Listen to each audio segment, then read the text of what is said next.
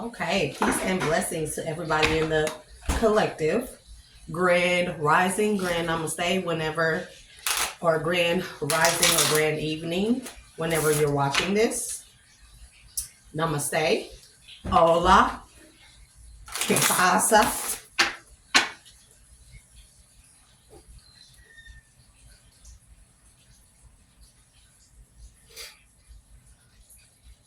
Ciao, how, bonjour, or bon nuit.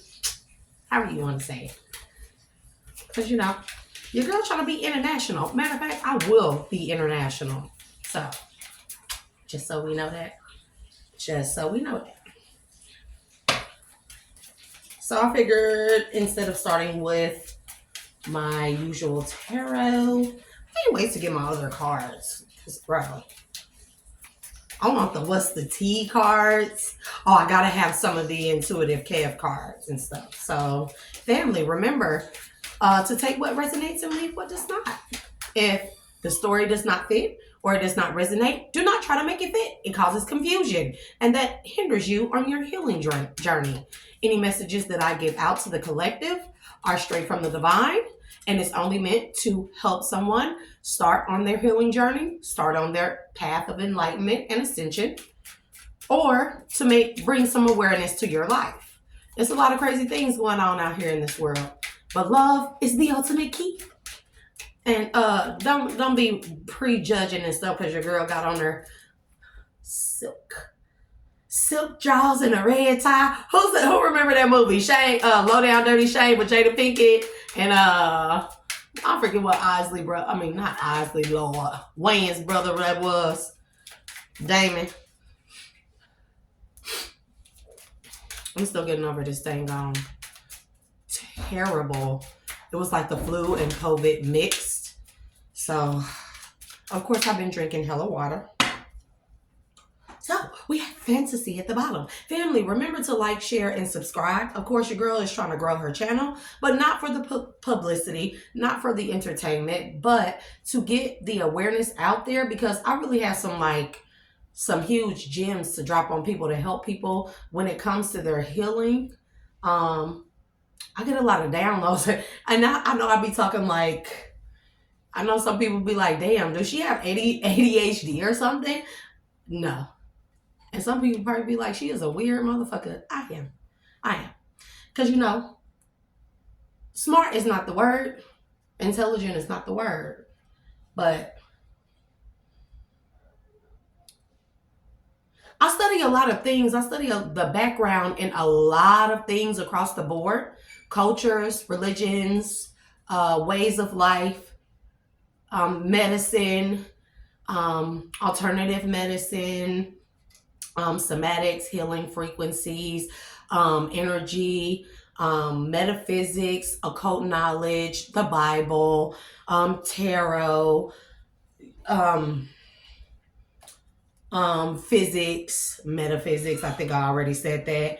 I like quantum physics a lot. Because you got to know about quantum physics. When you start understanding quantum physics and chemistry, along with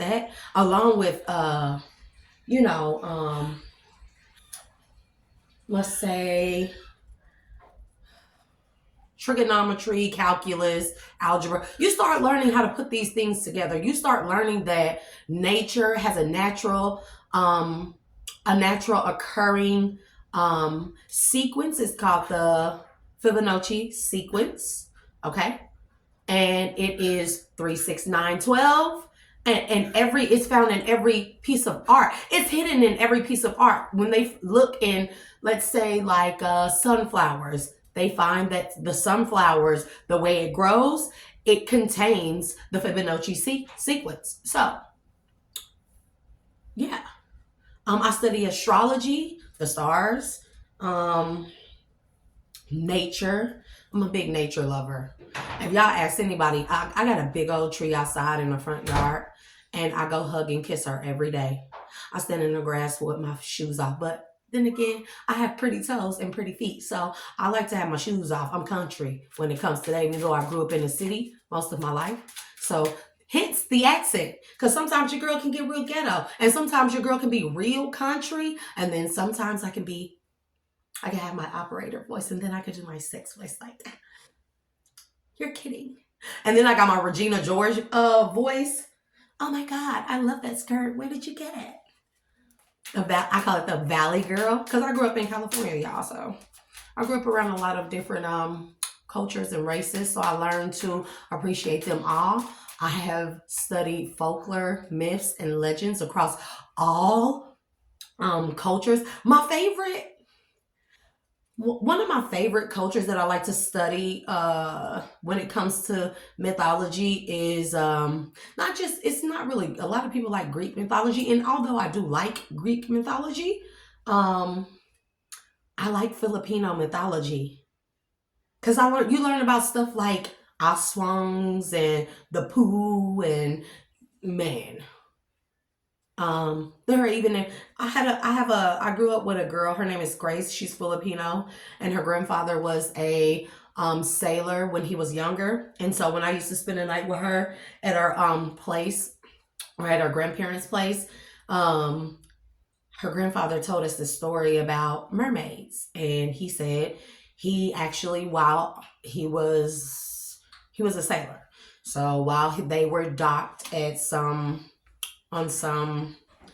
wherever they were docked for a couple of days or whatever, he said that they were out drinking and stuff in the bar, and behind the bar there was a bay, like platform dock, kind of like if you ever lived in California, think of like the beach boardwalk and stuff like that. So he said he went out to go have a smoke, and he said there was a rock sitting in the middle of the water, not far from where the dock ended.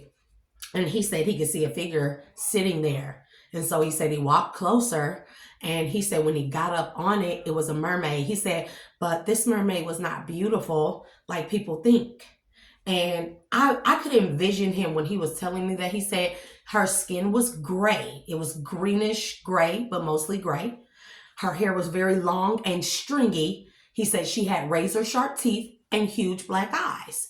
And he said when he got up close enough to see what it was, and he said, in fact, she did have a fish-like tail. But he said her chest, she didn't have boobs, she had flat chest. But he could tell it was a feminine energy. Not vampire, but mermaid.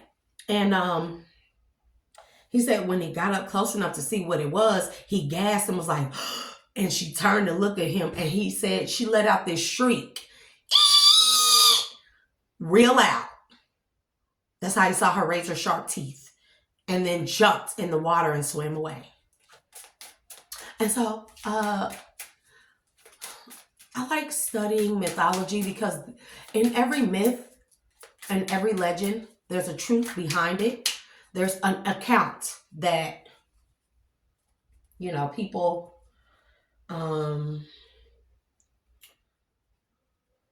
like to write off as myth, but that's because they don't want to admit that, if you look back in Sumerian texts, they talk about the land, not the land, but the water people who could simultaneously, when they come out the water, they grew land legs. And this kind of where the Darwin theory was plagiarized from.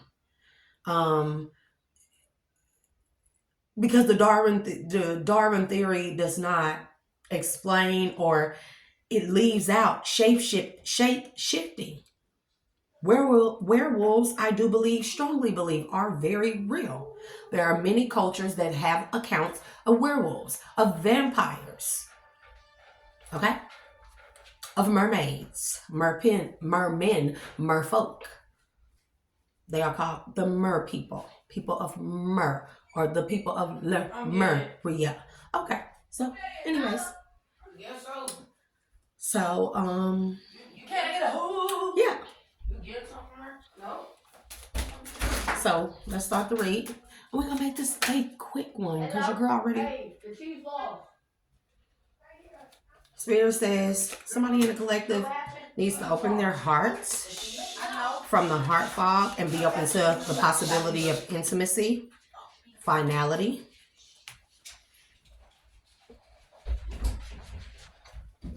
Ben? I don't care. The Chiefs lost, and I literally hate life. And the stupid birds won, and we don't care. It don't matter because you was voting on Chiefs too. No, I wasn't. Yes, he was. Look on my yes, story. he was. While he's sitting up there lying. Look at my story. No, last game he kept crying. The last Super Bowl he cried because they lost. Exactly. He cried because And they won. matter of fact, I ain't even vote for no punk ass Chiefs.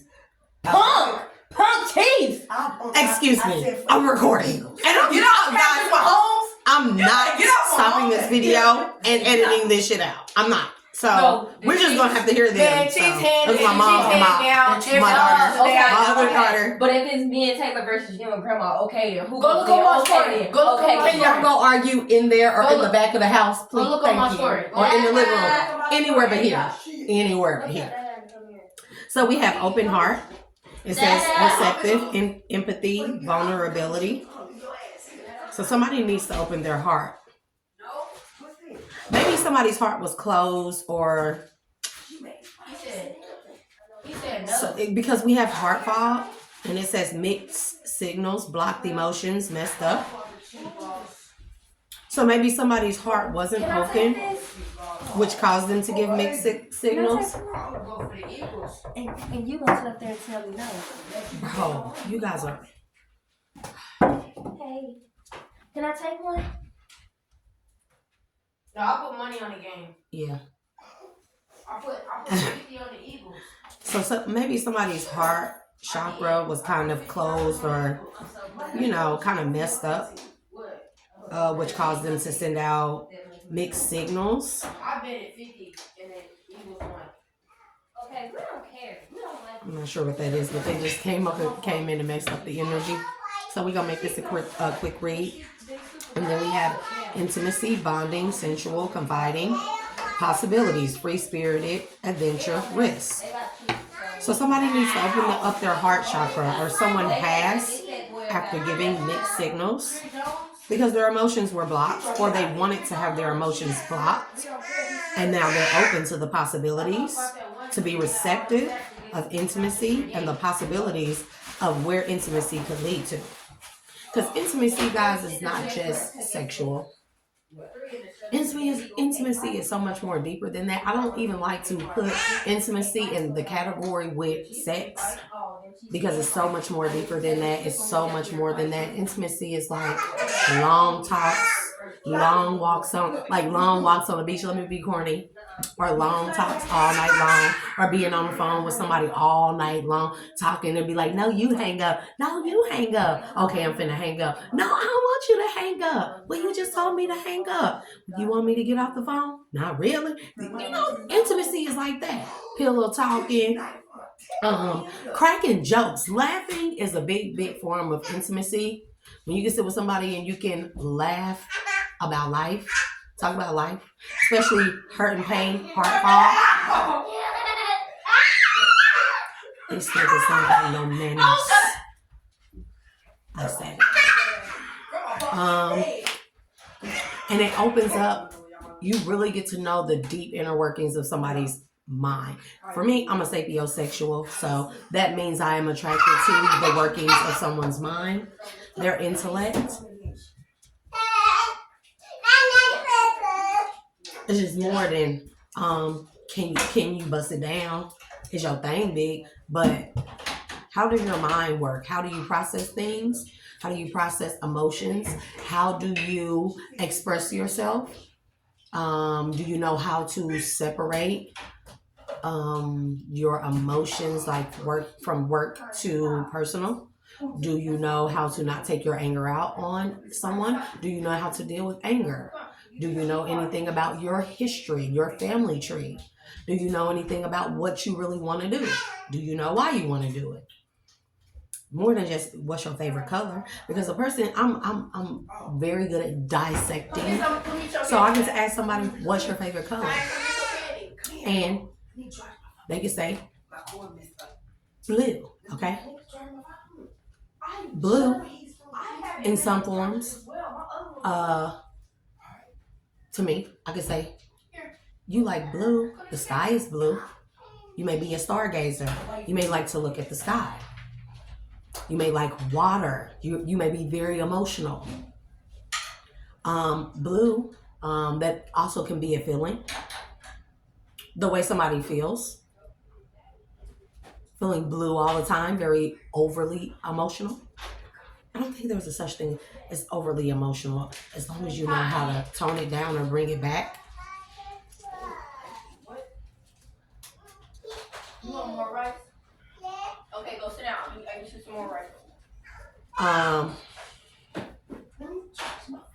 What else is blue? Water, the flow of things. Stars give off a blue glow. Blue could also mean air, the mind. Flowers are blue. Somebody could like azaleas. Somebody could like, morning glories. Well, they're more purpley, but you catch my drift. Somebody say they like purple. I could say purple represents royalty. Somebody may have a royal mindset, or a mindset where they feel like they have leadership type of thoughts. When they think or make decisions, they think with their head and heart, as well as with their gut. These are the most tacoist, nachoist, burritoist eating children I've ever seen in my life. Did you see the jalapenos in there? Oh, well, I don't know if you wanted jalapenos. And then y'all, them avocados y'all brought, you gotta buy avocados where the skin is darkened because they'll be softer. The ones y'all bought, they still gotta ripen. Now I can make the guacamole, and I'm highly upset about that guacamole.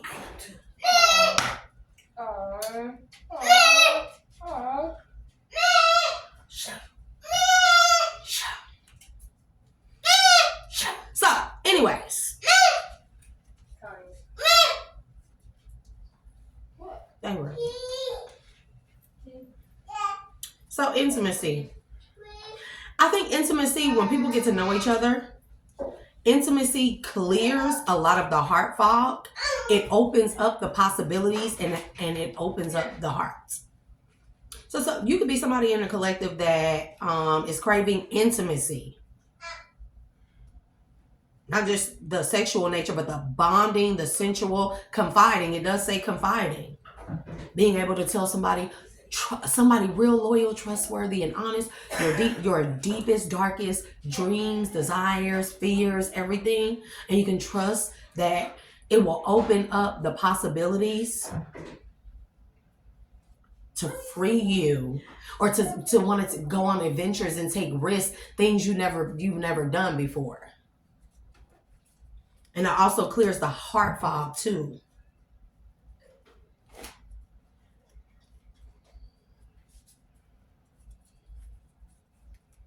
Mama, Yep.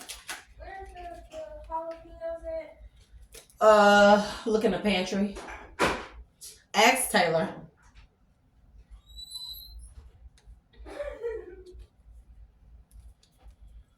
You know she got you real jalapenos, right? Huh? You know she got you real jalapenos, right? Girl, no she didn't. And she thought, no she didn't. And thought that I'm going to cut up some jalapenos. Oh, no. Yeah, I'm telling you. That intimacy opens up the heart, opens up the possibility. It clears the heart fog, and it heals. So intimacy is the key energy right here. Intimacy. Intimacy opens the heart. It clears the heart fog. It heals. It allows you to release, purify, or cleanse any heart fog or mixed signals, negative emotions, or blocked emotions, or messed up feelings from the past. It also opens you up to be free-spirited, to be adventurous, to take risks, to look into new avenues of the possibilities of what a person, instead of limiting yourself. See, when we have the heart fog, we limit ourselves.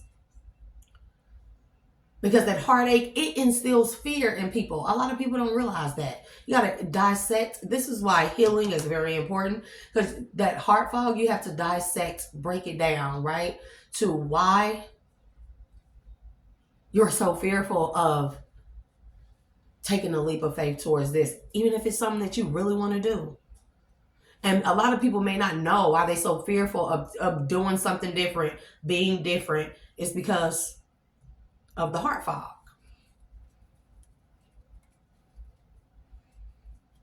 I also see yellow, so sacral chakra can be very significant.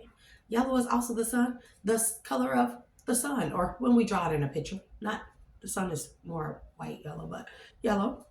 Solar plexus. Creativity. See?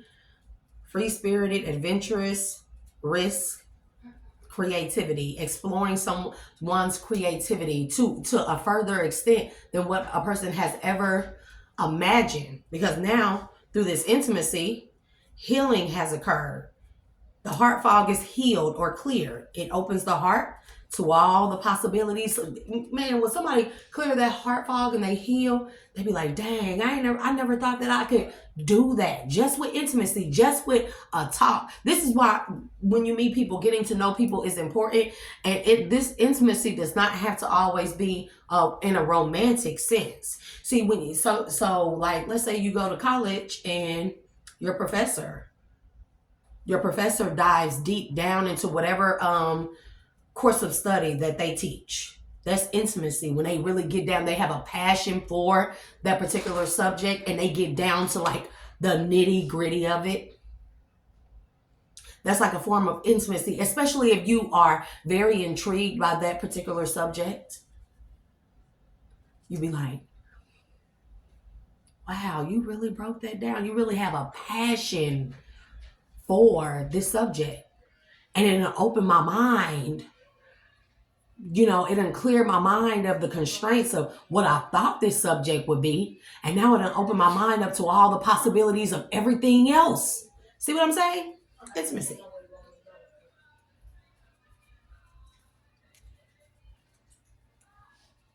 So somebody wants intimacy in the collective. Chasing, pride, pursuit. Yeah, somebody is in the pursuit of intimacy.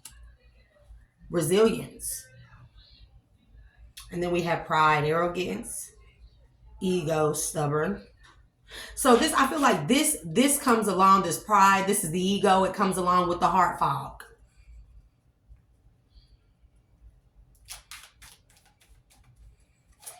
It's also no, I'm not even gonna say that. That don't even matter. And also, when your heart is broken, typically, however the case may be, whenever it occurred, and the heart fog comes, that hurt, that pain of heartache, it signifies to our brain to tell our body or our brain to enact the ego. The ego is a defense mechanism. It's not supposed to be used long term. And that'd be a lot of people's problem, because when you get ego, you get arrogance, you get stubbornness, you get people not wanting to open up to the possibilities because the heart fog causes the ego. And the more you keep the ego in place, this defense mechanism, see, it's only there for us to heal from the heart fog or heartache or heartbreak. But the longer you keep this pride, this ego in place, and allow it to run rampant, the heart fog gets thicker. And it shuts down into the possibilities of intimacy, the possibilities of healing, the possibilities of opening the heart, the possibility of you venturing out and learning new things, meeting new people, seeing new places, exploring.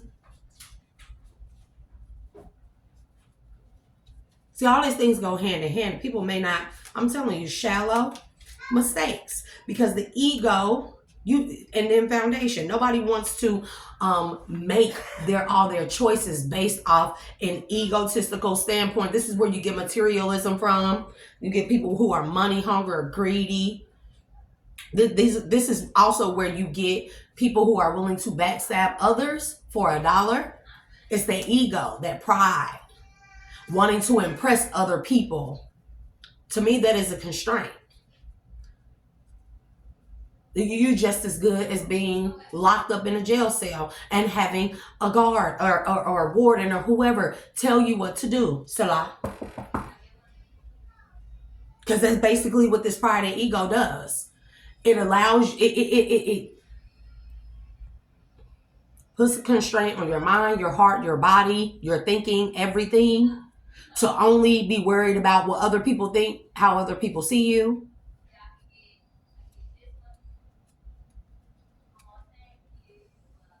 And we see a lot of that going on in the world. That's what's wrong with the world today. A lot of us weren't taught, a lot of people weren't taught to heal. But I think it comes a point in time in our life where we know something must change.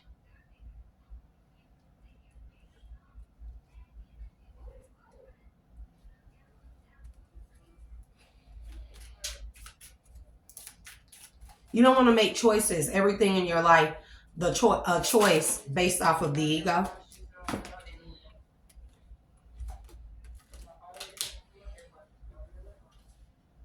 I don't even know. All these are in the one day, someday, somewhere, another time. And then we have all these in the reverse: longing, craving, aching, wanting.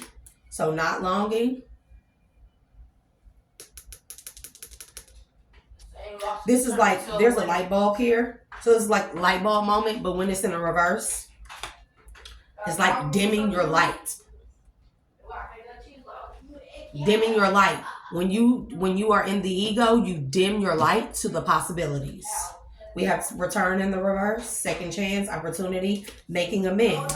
You don't give life a second chance. You don't give yourself, the real you, a second chance when you dim your light.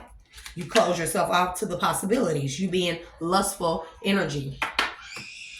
Finality, farewells, leave behind, closure. Yep. Well, these kids ain't gonna let me get my read in, so.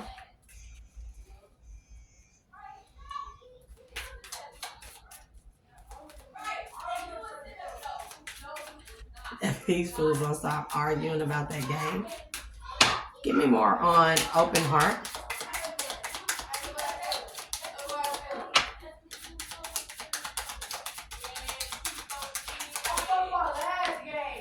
Resistance. Someone was very resistant to opening their heart. It also says secret admirer, suppressing, and timid. But this is because this person had an ego problem. Stubborn, arrogance.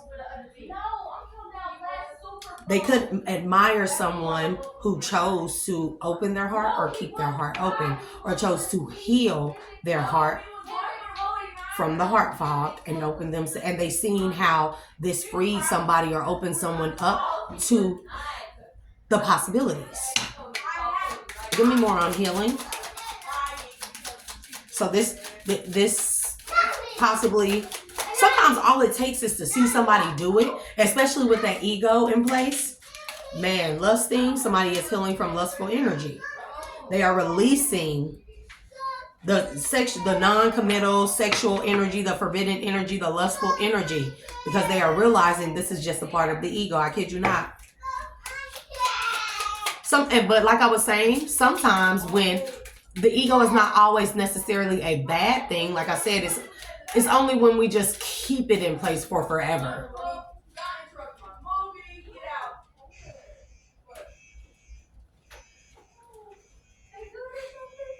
And sometimes, a lot of the times, what will happen is a person who's very egotistical, they'll see someone else do something.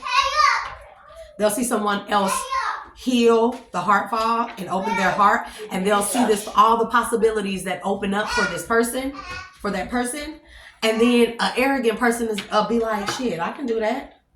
So this could be a scenario like that where somebody has seen somebody actually do this, something that seemed to be impossible, and they done seen how it done paved the way for this person and open up so many doors that they didn't think were possible. And they probably looking at this person like, hell, if they can do it, I can do it. Because sometimes all it takes is for us to witness. All it takes is for someone to be the catalyst. This is why I am like I am. To be the catalyst, to show people that it can be done. This shit is not impossible. It's not.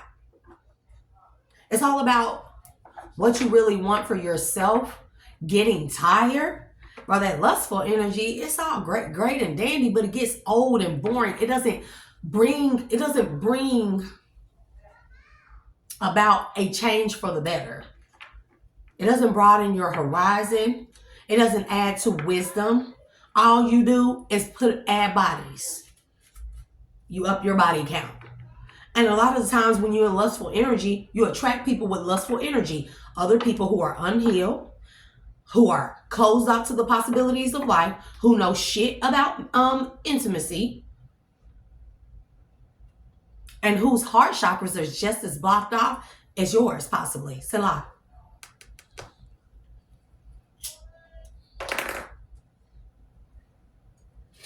And this is why I said when we're in the ego, a lot of the times we mimic. A lot of things are visual. I don't care what nobody say. People are visual. This is how you know a lot of people don't walk by faith and not by sight. Okay? Because a lot of people are visual. They go off of, they act off of, they make choices based off of what they see. They will mimic what they see through their parents, through their surrounding, through their friends groups, through their work environment, through their experiences, what they see. Or how other people see them. And it never opens them up to the possibility. When you decide to let go of what other people think or how they see you, and you decide, spiritual bird, to go against the grain, it's time for dude to go to bed because he done ate and he done had a bath. It's time for him to go to bed. So, I kind of lost what I was saying. Man, bitterness and shallow. This is that egotistical, lustful energy. Somebody out there could be in the collective. You could be lusting. Also, I'm gonna say this too. So, say you're in a toxic relationship or a relationship that's based off of lust, right? Throwing it in a circle. And one of y'all decides, and this typically happens, I'm telling you, it's happening all over, and this typically is what happens. One person gets tired of being in that lustful energy. It's not enough for them. They see better for themselves. They see it in their mind's eye. Or they may see it with their actual eye, and then they see themselves in their mind's eye, like, if that person can do it, why can't I do it? And they start thinking like, damn, why can't I do it? Because all I do is be in lustful ass connections and it ain't taking me nowhere. And so one person in that relationship built off of lust, they start being like, lust is not enough. There's no intimacy here. There's no healing here. That's why there are no possibilities here. All it does is cause me to be stubborn and resist change.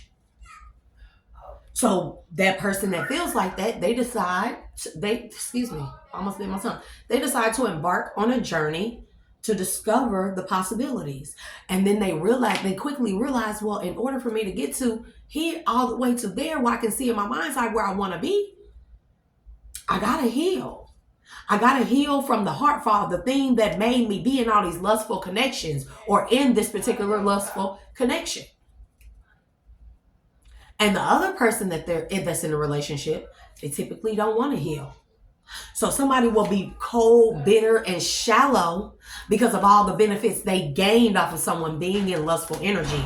Lustful relationships are always a giver and receiver type of paradigm. The narcissist empath paradigm. I kid you not. That's the way these entities are set up when they inhabit people. Okay? And so somebody, become the person who decides they want to stay in a lustful energy because they benefited more. One person in a lustful situation or situationship, relationship, marriage, whatever you want to call it, right? Friendship, whatever. One person always benefits more than the other. Correct. And the other realizes they are not benefiting as much as they could or as much as the other person is. Telling you. The empath, narcissist paradigm. We're seeing it play out. That's why a lot of people are breaking up, splitting up, getting divorces, moving out, moving away, you know, changing, evolving, awakening, ascending. And so the person who benefits the most from that lustful situationship relationship, they become bitter, resentful, they angry, they spew out hurtful words and telling somebody, they may say, you dumb, because this person is shallow, empty, they're bored. Yes? Can I eat some cornstarch? No, girl, get out. No. Please. No. Can I just take a little bit? Mm-mm. Please. Please.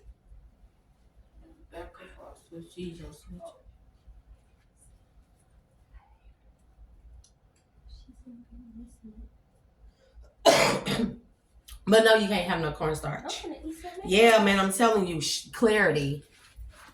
Somebody has gotten clarity that somebody, this lustful, the other person benefiting most from this lustful connection is shallow as fuck.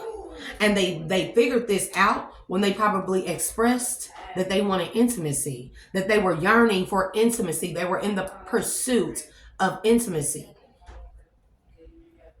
to heal. Lustful energy or connections is not enough for them. And so the other person, who's the benefactor, they are resentful. They angry. And so now they want to start spewing out hurtful words. This is what narcissists do.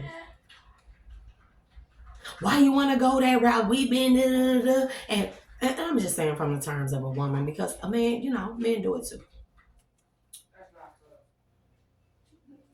Like, we've been like this all this time, and now you just all of a sudden want to change. That's how you know. Shallow. Somebody expressed this to somebody. They were honest with someone that this lustful energy was not enough. That they were longing and craving to one day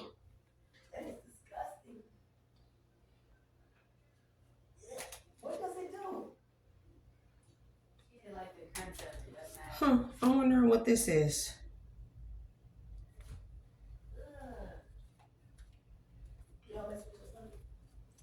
I don't know. We're gonna see. Possibilities.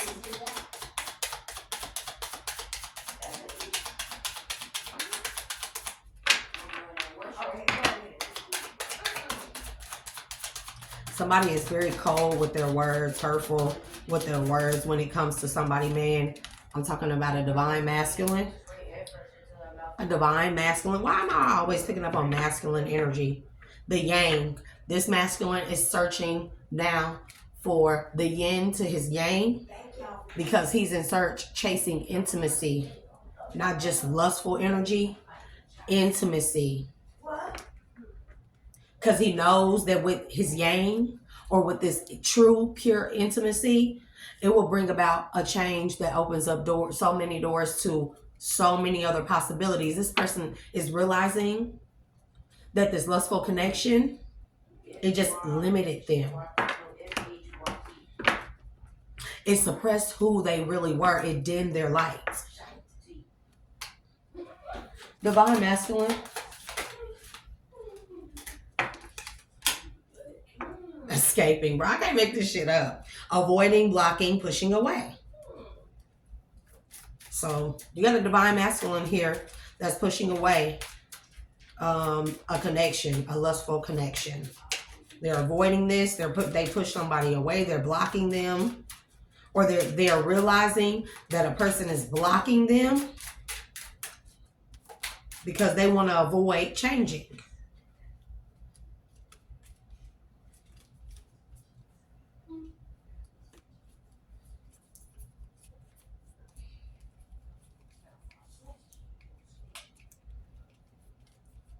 Something just flipped over. Here we go.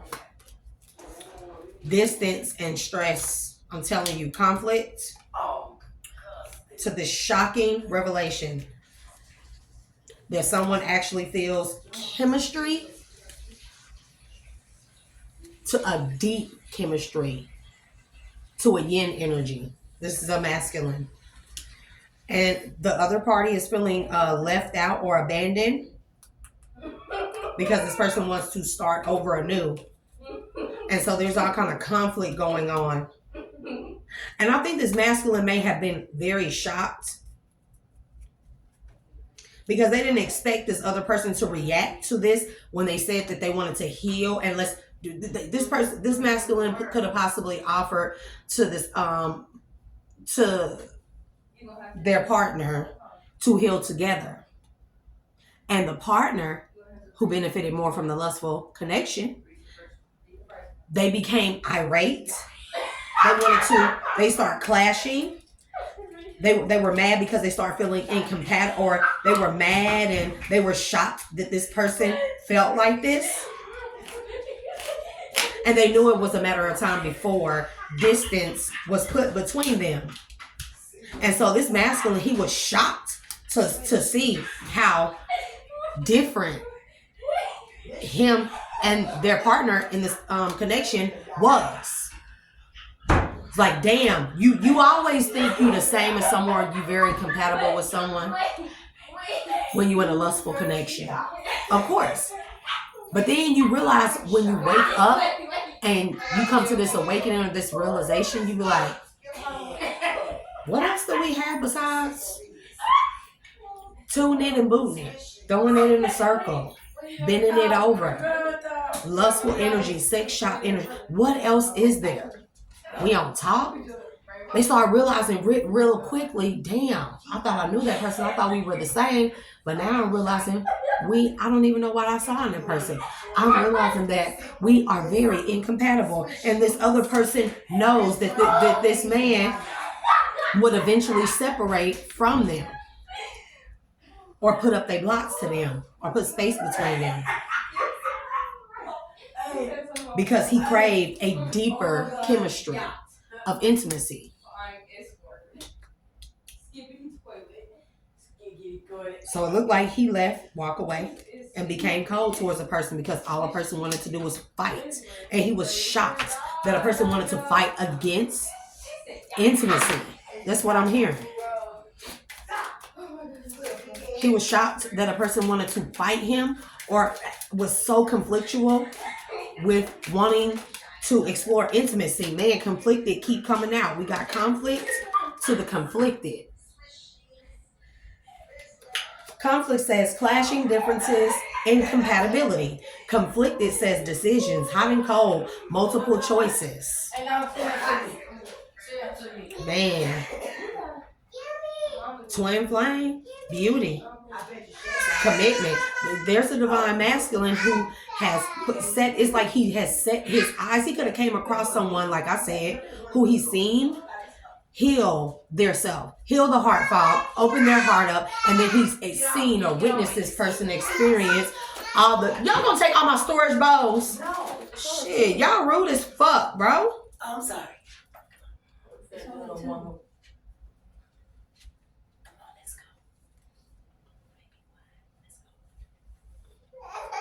Bye. I was just telling you that I got the ball. No, y'all been in there loud the entire time. Shut up. You say something if you want to. Because I don't feel like it. It was a brain rot thing. It was so funny. Let me just show you. Still recording. Still recording. Then cut it out. So yeah, Look. it's like this masculine has. Oh my God. Giga. Fine shite. Skipper Yoy. Sick Maria's. Swishies. Rizzler. Invasion. Y'all. No, Mama, we need to do it on you. Yeah. No, I'm recording. Cut it out then. No, absolutely not. Just pour it out then. Exactly. No, I'm like, you know how long it takes to cut and clip and edit and paste this shit? Hire an editor. It was so funny. I gotta pay him like $50. It's okay. It's okay. I gotta come get that. I'm gonna copy and paste me some more kids. Type. Copy and paste. Ba-da-da. Yeah, No kids on the Ba-da-da. like ones that don't troll me on my social media. Yeah, the one. I'm busy. It's not lock it. It's unlocked, buddy. Y'all, they so rude, but I promise I am not. I do not like to edit. Sagittarius instant gratification, no patience. So anyways, we got a masculine who has seen someone do this. This could be somebody in his friend circle. This could be a passerby. This could be somebody that he may have grew up with or went to school with, who was always in his heart fog, down, Debbie Downer ass fucking energy. And he probably came across someone and seen a change in them. And it was like, whoa, this man had to be blown back. And so, whoa, if they can do it, I can do it. So now this person is like they're on a quest to find the yin to their yang. They are looking for a deep intimacy with somebody that they have chemistry with, that they are actually more compatible with, because they are realizing that all this connection had was lust. Man, they looking for a twin flame. And whoever this other person is, they mad. And it's like this masculine shock. Like, how could you not, after all this time, this is what I'm hearing, after all this time, how could you not want to do something different? This man is searching for a family through this intimacy, or looking to start a family or establish a family through this intimacy. This could be soul family. Because we have fertility, parenthood, pregnancy. Somebody could be pregnant. Man, and somebody is spying on someone. I'm telling you, this man some divine feminine or other masculine. I don't know. Take it and put it where it fits, okay? This person has actually saw or came into contact with his yin, his divine feminine. And he realizing all the possibilities that could happen in this twin flame connection. This man feels a deep chemistry for this person. They know it's going to be intimate. The type of, bro, I be telling people about, like, when you're just in the lustful connections, it'd be like, the thought in the circle be great. But after a while, it'd be like, what else? You start craving something else, and a lot of people don't know. They can't put their finger on it. They don't know how to explain what it is that they crave or need, or why it just don't become boring or tedious or just like repetitive. Like, it's not interesting anymore. It's missing something. It's missing the intimacy. So when you find somebody who you have a deep chemistry with, and then you introduce chemistry first, man, the bedroom action, I keep telling people that it be so, even the climax, the orgasm for both man and woman, it be so, because it's like the intimacy, it ignites a passion within us, because that passion, it sparks that light that we've been dimming for so long. And it's almost like an aha moment and stuff with the intimacy. And then, man, comes the passion. And somebody has been watching somebody. It says spying and only you. Somebody is attached and craving someone who they want to be devoted to. They are watching this person.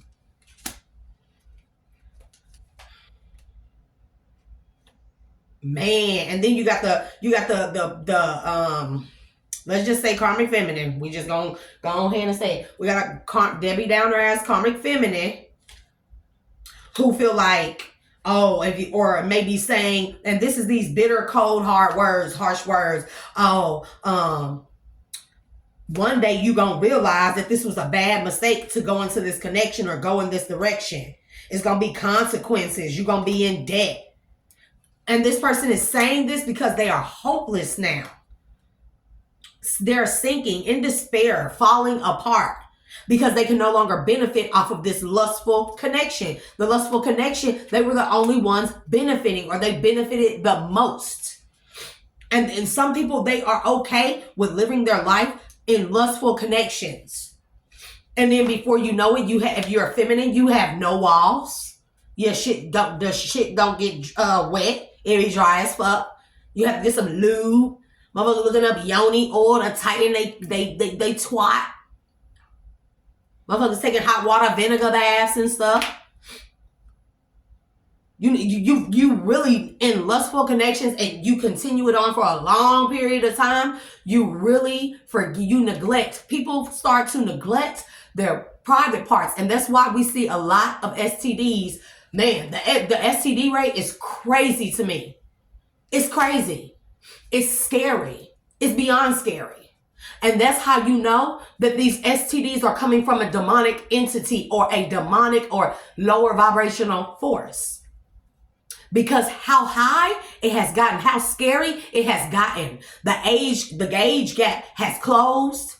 The STDs are being diagnosed in younger children. This shit is scary. You got grown men out here lusting after young ass girls.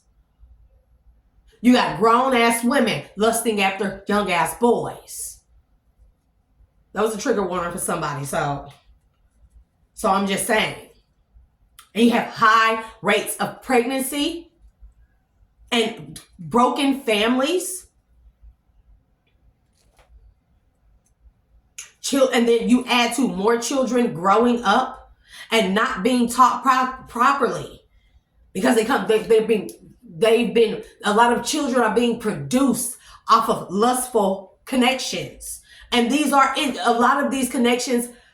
They have a demonic entity attachment element to it, because STD also stands for sexually transmitted demon.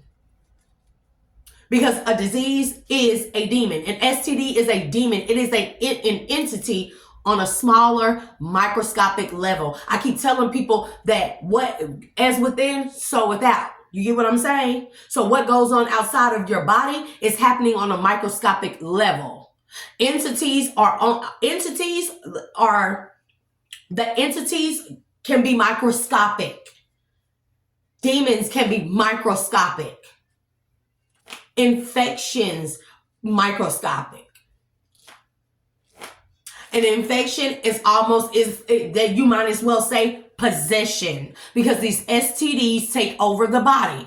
Doesn't that sound like a demon? People are not thinking about it this way. But whoever this masculine is, and man, this man is just like, this man has no words to say to this karmic feminine. He don't have no words to say. It says silence, frozen, no words, stonewall. And it says distracted, sidetrack, change, delays. And this woman is broken because this man, she feel like this man done ghosted her or just disappeared. And that he keeping secrets and stuff.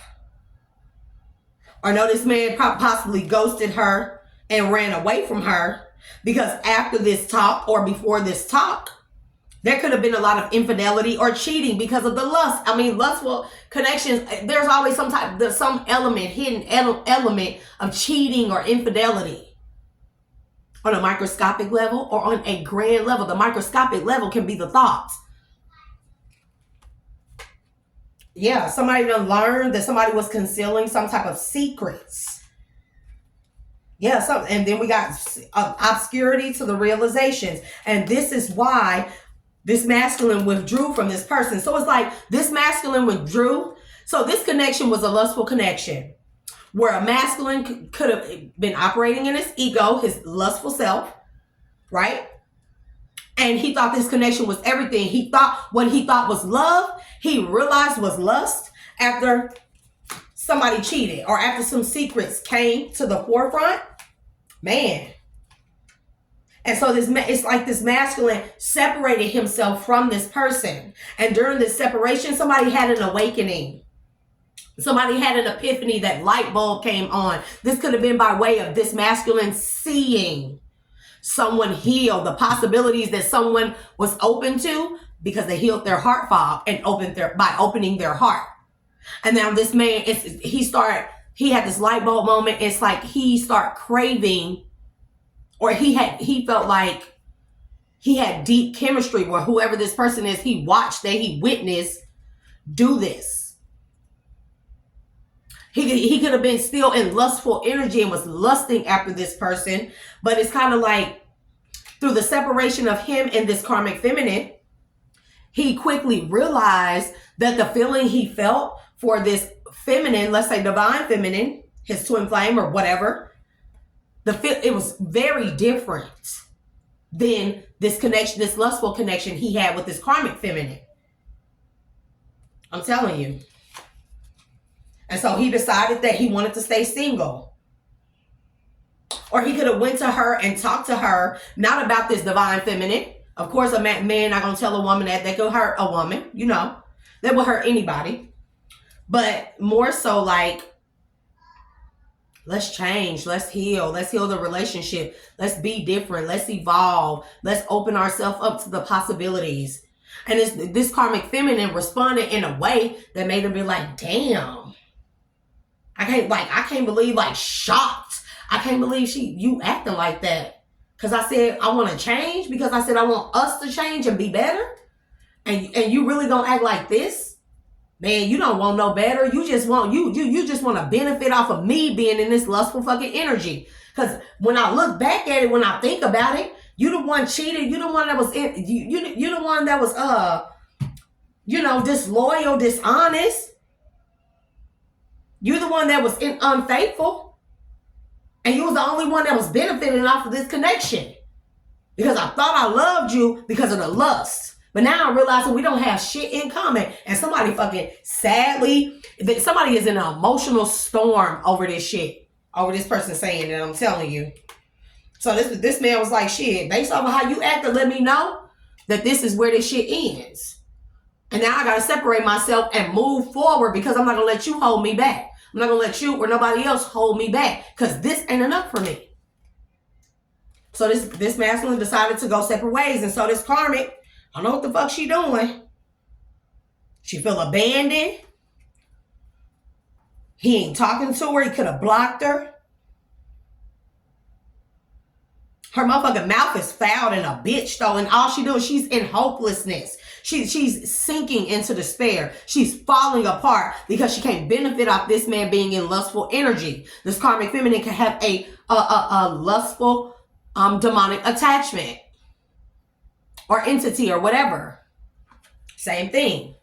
She is going through an emotional storm. She's acting very unstable at this time. But this is that entity attachment that's causing her to act unstable. It's the entity attachment. When you can no longer feed this lustful entity or energy, the entity starts attacking you and you start feeling like you're going crazy, Selah. Right? And this is why she's feeling this way. But she can heal. If you are listening, you very well can heal. You can get rid of that entity attachment. You have to want to change. Your urge to want to be better has to be stronger than your urge for the lust. Because the lust gets you nowhere. If you heard anything that I just said in the past 2 minutes about all the STDs, the broken families, the children growing up being not properly raised, looked after, and then we got all these pervert, pedophile, sex trafficking rings and stuff. This is a reason why they target a lot of children because of the people in lustful energy. These entities are running rampant on this plane of existence. I'm gonna tell you that. So your best bet is to want to heal. I'm not trying to tell anybody what to do. This is my suggestion because the beauty of healing, the life that it provides, the doors it opens, the connections it brings, not just on a romantic level, but career-wise, intellectually, soulfully, etherically, spiritually, godly. Do you get what I'm saying? The possibilities become endless. And God always tell us, come as you are. You don't have to pretend to be holier than thou. You can come. A whore can go. And this could be masculine or feminine. I'm not calling you a whore if you are listening, or if you are a karmic feminine listening, or a karmic masculine. A whore, a prostitute can go to God. A drug addict can go to God. And say, I'm laying it all at your feet. I'm coming as I am, imperfect, and God loves us imperfect. And when we lay it all at his feet and we admit to God that we are imperfect, God be like, I was waiting on you. Now I can work with you. Now I can help you heal, show you the way, and I can give you all these blessings I've been having sitting here waiting for you. That's what God be like. If you think God is a G, like me, type of shit, you know? Anyways, I'm not a G guy, so I'm not a gangbanger. Don't get this shit twisted. But if I were, I would probably be on norteña. But we're not finna go there. So anyways, yeah, mistakes, man. I'm telling you. So somebody is, this karmic feminine, she is in under heavy, like, mental, emotional turmoil right now. She's hoping that this is a mistake that this person, that this masculine makes. She's hoping that it ends up being a mistake, or that he realizes that it's a mistake. He made the wrong choice. He want to come back to her and stay in his lustful ass energy. Man, she hoping that it's going to cause sorrow, so she called his bluff. She told him he was exaggerating.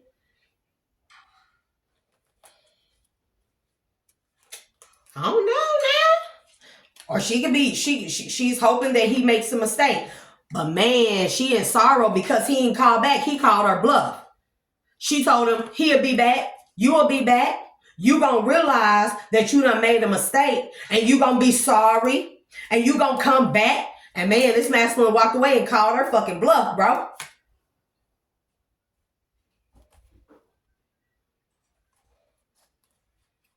And now he done confessed, since he called her bluff and walked away and came back. He done confessed that he's reminiscing about having some type of moment.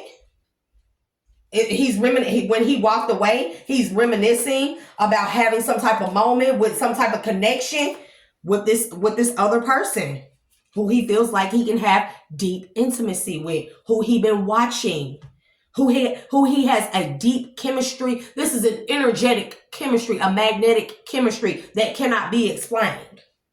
That's why we have free-spirited enough where he wants to take the risk. He's willing to take a risk. And then we have influences trapped. And it's like he done realize also, he's like, yeah, hey, only time will tell. I hear him saying that. You think I'll be back? You think it's a mistake? Only time will tell. And time done told, because he ain't came back. He done walked the fuck away and moved on. He let that shit go. He let all the third party attachments and the peer pressure go, because he realized that all this shit was keeping him tied down and captive and stuck under cloudy judgment, illusions, unbalanced, distorted. Yeah. And now all he want to do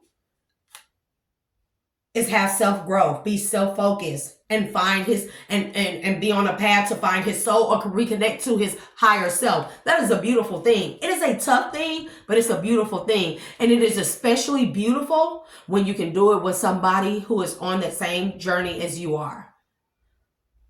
And y'all may look crazy to the world together, but to y'all, it makes sense. You know why it makes sense? And why the outside influences, the peer pressure, all the onlookers, it don't matter? Because of the intimacy. That intimacy helps you establish a level of confidence in each other, a level of trust that is unlike any fucking lustful ass information. Because I'll be honest, when we was in them throw it in the circle ass, lustful ass connections, could we trust the other motherfucker? Hell no. Let's be honest. Let's all be honest. Because no, we couldn't. If you are still in a lustful connection, can you trust that other motherfucker?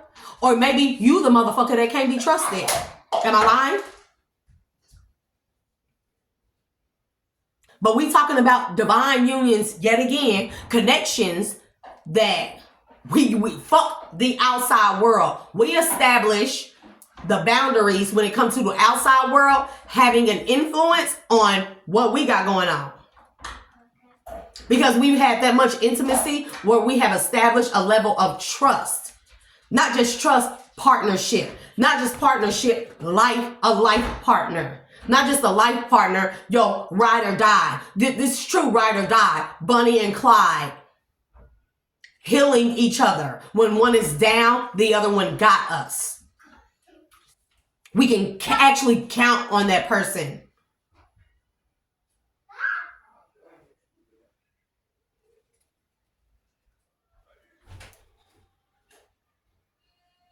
And somebody, this masculine is feeling like apologetic. It's almost like he's in his dark night of the soul. Because when we go through these dark night of the souls, right, we come to this realization. We go through these dark nights of the soul because we look back at the shit we did while we was in lustful energy. Not just connections, but in lustful energy, period, and in the ego, right?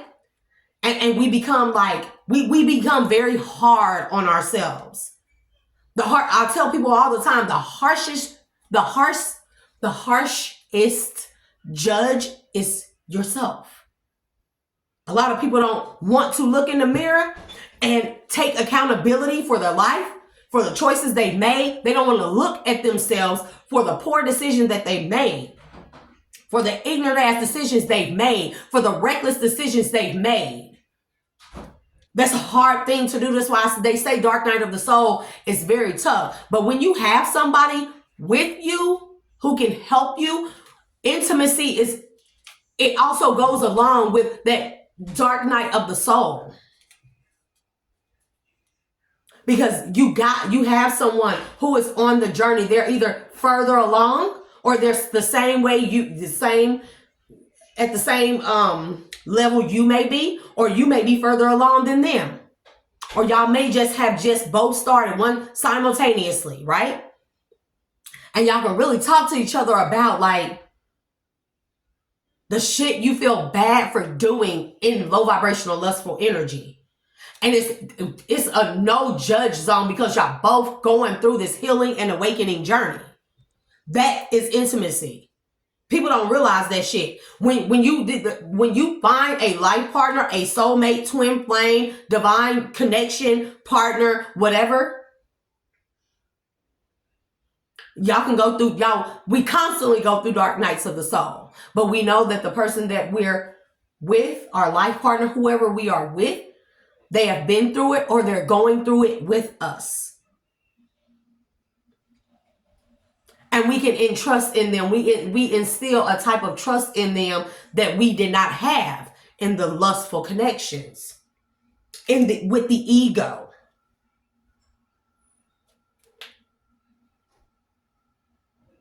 And then you also have you find parts of yourself, deep parts of yourself that you never even knew existed.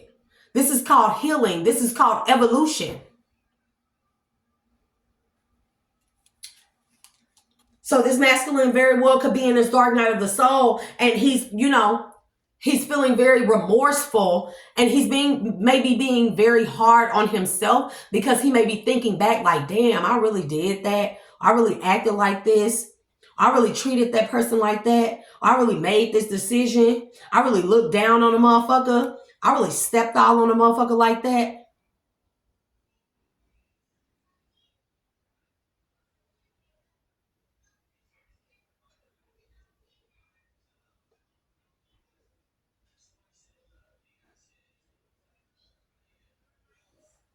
Don't ask. But yeah, sorry for chasing the thrills and just being out for a good time, not a long time. Because now this person is seeing the beauty in twin flame connections, shared feelings, mirroring. This is what I'm saying, mirroring, reflections, seeing a person be where you are, or a person who was once where you are right now when you're in the dark night of the soul and you come to this realization, to see a person who was once there where you are actually heal, and you see all the good things that comes along with healing. Yeah. So this masculine is seeing the beauty in that. He's finding somebody to be very graceful, charming, kind-hearted, And now he wants to make a commitment. Marriage, promises. It don't even have to be marriage. This could just be like a commitment that I find someone who's going through this, who's been through this, and they can hold my hand. And I'm they say a lot of shit in life, this is the ego. A motherfucker ain't gonna hold your hand through shit, but on this healing journey, yes. You do have soul families that are assigned to you and you are assigned to them. Y'all meant to cross paths for someone to hold your fucking hand on this healing journey and on this journey of ascension. Yes. And this masculine is longing for this. He is longing to have a second chance opportunities. He is longing for a second chance to do things right. Longing says craving, aching, wanting. This is a desire bigger than lust. People think lust is like the biggest energy. That's because people be in lustful energy. But it's not until you get a whiff, smell, or you get a taste, or you get a look at what healed energy looks like, the healed path looks like, the possibilities that open up from healing. When you get a taste of that, you crave nothing else. Nothing else matters. Yeah, you still be in lust turns to passion. See the difference? Passion never die out to me. And two people get married. Let's say I get married to somebody, right? Hey, Kayla. Let's say I get married to somebody, right? And I'm on my healing journey. I've been on this for quite some time, right? I'm celibate. I'm not in my lustful energy, but I crave intimacy and passion. I crave long talks at night. In the daytime, I crave roasting sessions, that type of intimacy, because we roast around this motherfucker. Because I want to make sure that my children, myself, my partner, whoever comes into my environment, that they are very comfortable. So we roast each other. Not talk bad about each other and gossip and whisper behind each other's backs and tell each other's secrets, but roast each other. It instills a level of confidence and comfortability. Comfortability. Why can't I say that word right now? Comfortability. There we go.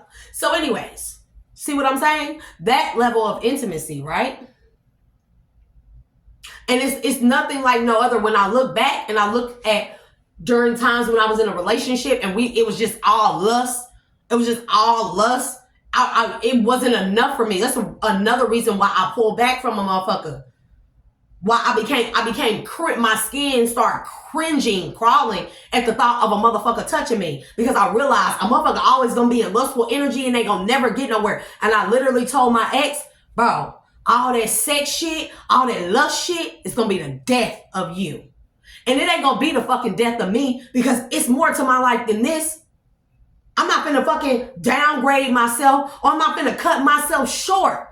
Because I believe in myself, and I believe that God put me on this earth to complete a certain mission, to do a certain thing, and to live to my fullest potential. And being in this lustful ass connection, I don't give a fuck how long we've been together. It's not allowing me to live up to my fullest potential. In fact, I find myself dumbing myself down to stay in this connection. I literally got to the point where I would cringe at the thought of him touching me. When we would have throw it in a circle sessions, I would just be like, I just couldn't wait for it to be over. And I'm a very outwardly sexual person. I don't think there's nothing wrong with that. No, I'm not tooting my ass up all in public and clapping my ass cheeks and shit. Not that type, but sexually confident. I have no problem with sex. Okay? I've never been overly lustful any damn ways. I've never seen somebody like, oh, I just want to, That's a turnoff for me. But to be with a partner, I've always craved long relationships and real intimacy, where it's just me and you. And then the possibilities are fucking endless. because openly sexual, confident in enough in myself and in my partner that I'm with, who I've been with long term, to have passionate, throw it in the circles. See the difference?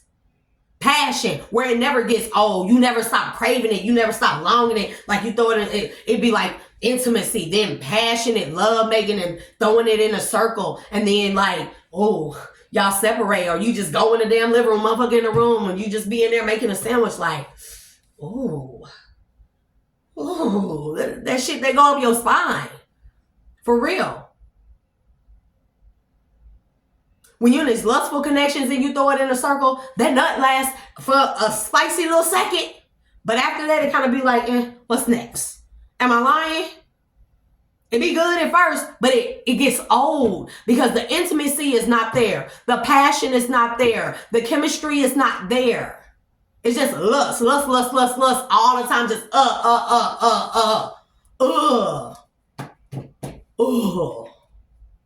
And I always vowed to never be one of them wives or never get in a marriage where I knew. See, I knew this last sex, I knew I was never going to fucking marry him. Never.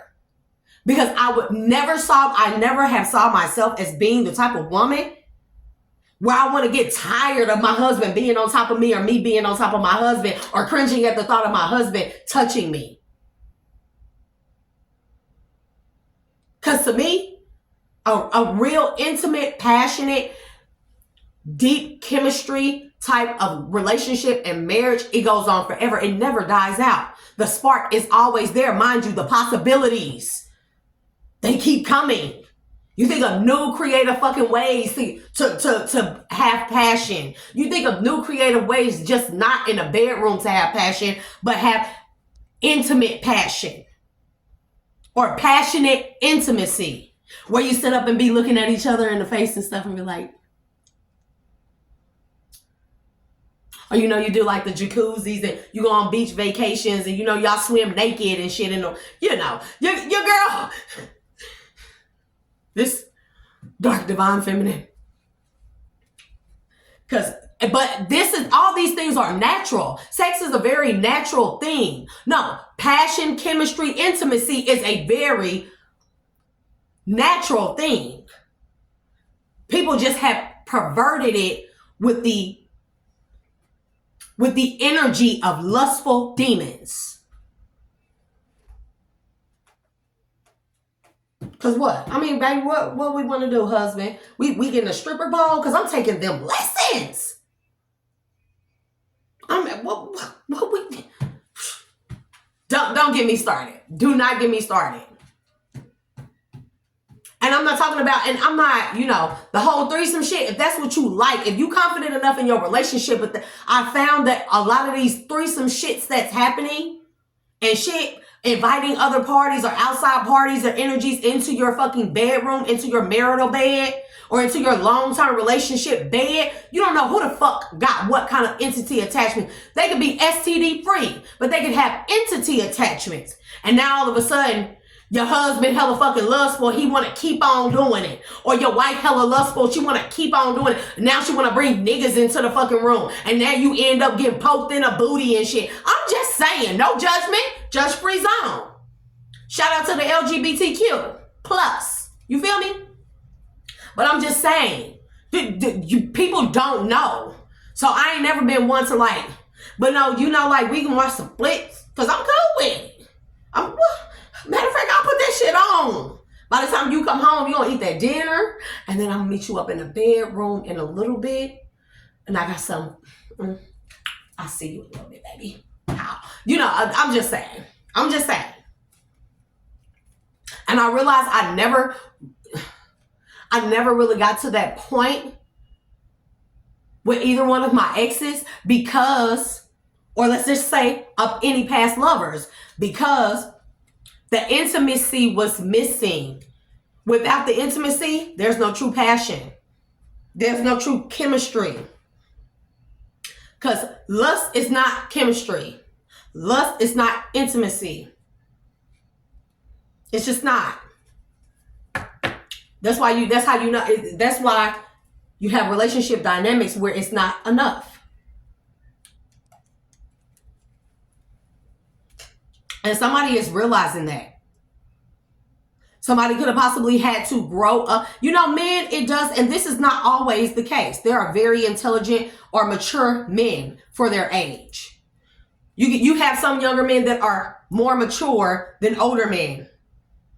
You have some younger women that are more mature than older women. I find myself to be more mature when it comes to a lot of things when I look at older people around me or older feminine energies around me throughout my lifetime. Not just around me here, but throughout my lifetime. Hell, I find myself learning more wisdom, knowledge, and intimate things, intellect from younger feminine energies. And I'll be like, damn, she really onto something. She knows something. She has a newer perspective, a fresher perspective of spark or spicing up passion, intimacy, sexual healing. Very real. And every ancient culture, and this is why I said I study mythology and legends and everything. Every ancient culture has accounts and records of sexual healing. Because your girl I'm finna get that Kama Sutra book. Because what? And sexual energy, sexual healing, intimacy, and passion, you can also have that with yourself too. And I'm not talking about self-pleasure. I'm talking about there are tantric yoga. There's tantric yoga for the divine feminine, where we become very secure within our body, with our womb space, with our breasts, with our bodies, with our minds, with our face. Whether you be a bigger, that's why you see a lot of BBWs that's hella confident. And I be like, that bitch killing it. Not that she's a bitch or they're a bitch or anything, but I really be like that. I'll be like, damn, baby. Like, she doing that. And it make me feel good to see women who have been shunned for centuries because they ain't this big, you know what I'm saying? Be that confident in themselves. And they be dressing. And they makeup be fine. And they can cook. Well, not all of them, but most of them. They can cook. It's the confidence that is sexy to them. That's why you're seeing a lot of men who are migrating towards BBWs.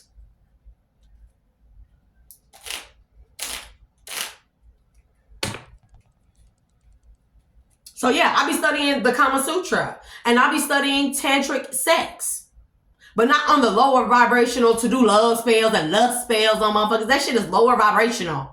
I'm talking about having a healing sexual encounter or experience with my person only.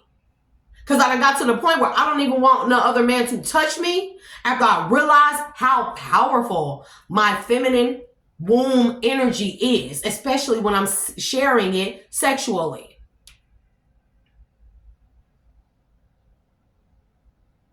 And I'm realizing those connections weren't intimate connections.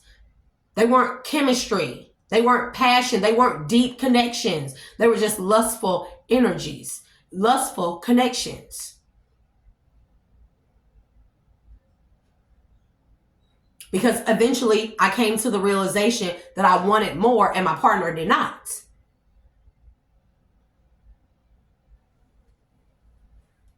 So yeah, somebody is longing to have a second opportunity at life. To have a second opportunity at a healed life or with a healed life.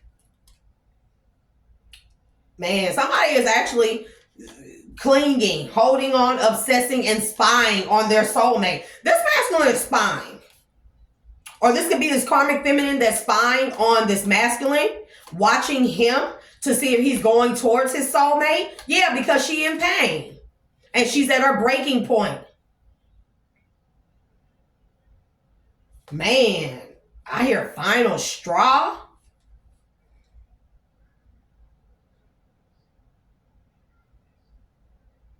She could be doing stuff to try to overwhelm this masculine. Trying to limit him. Telling him, okay, I'm going to give you one last chance to come back type of shit. Or one last chance to come and make amends with me. But man, this man ain't going, bro. Because all he wants is to reconcile with peace, to make amends with peace, to have the opportunity at peace, balance, harmony, friendship. That's another part of intimacy between two people. Friendship. People miss that word a lot when it comes to connections. Friendship. Where if a connection does not work, no matter how much intimacy y'all have, how much passion or chemistry y'all have, if two people decide that, well, I think we've been together for this long, we've come to the end of our journey, and now I want to go in this direction, but I see you want to go in this direction. But it's okay, it's no hurt feelings. We've explored each other. We brought out the best in each other. Maybe it's just that for some people, the next chapter, and I'm not saying that that's the case, but having a level of intimacy where if a separation or divorce or split up does ever happen, you got two people who can still be friends. Yes, men and women who have had an intimate relationship can still be friends. That is called maturity. That is called evolution. Because it's stupid shit to hear people say men can't be friends with women. Yeah, but when they in lustful energy, they can't, and vice versa. Not when they in lustful energy, but when you have a friendship, an intimate friendship with a person, even if it's just a friend, even if it's your soul family, you can be friends with the opposite sex and not think in a lustful energy because you're craving something more. Lust don't even fucking exist. You may look at a motherfucker and be like, damn, they look good, they look nice. But you have evolved so much where you look at a motherfucker with enough respect to not lust over them, to not look at them in a degrading, lustful way. See what I'm saying? So somebody wants a second chance at this type of opportunity. They know, this man knows what these things what this can bring. And man, this man could have possibly had deja vu. He's learned from a karmic lesson, but he's also had some type of deja vu moment about whoever this other person is that he's been watching.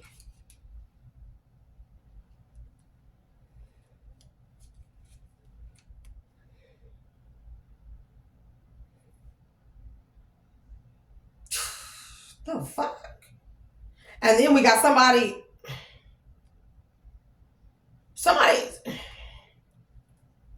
don't know what this karmic feminine is on, but it looked like she's trying to curse somebody's. She's trying to she's trying to do some type of witchcraft or spell work to make this masculine be in his head and have a negative mindset when it comes to establishing this connection.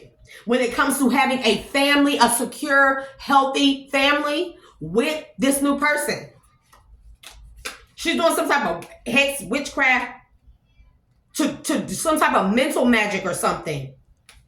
She could be doing some type of magic on his emotions. Water. Remember I said blue, water, emotions, the flowing of emotions in the beginning? Because that's why I picked up on the energy. I don't know why I said it, but now I know why I chose blue and emotions and water. Because I see right here, I see curse and then perspective.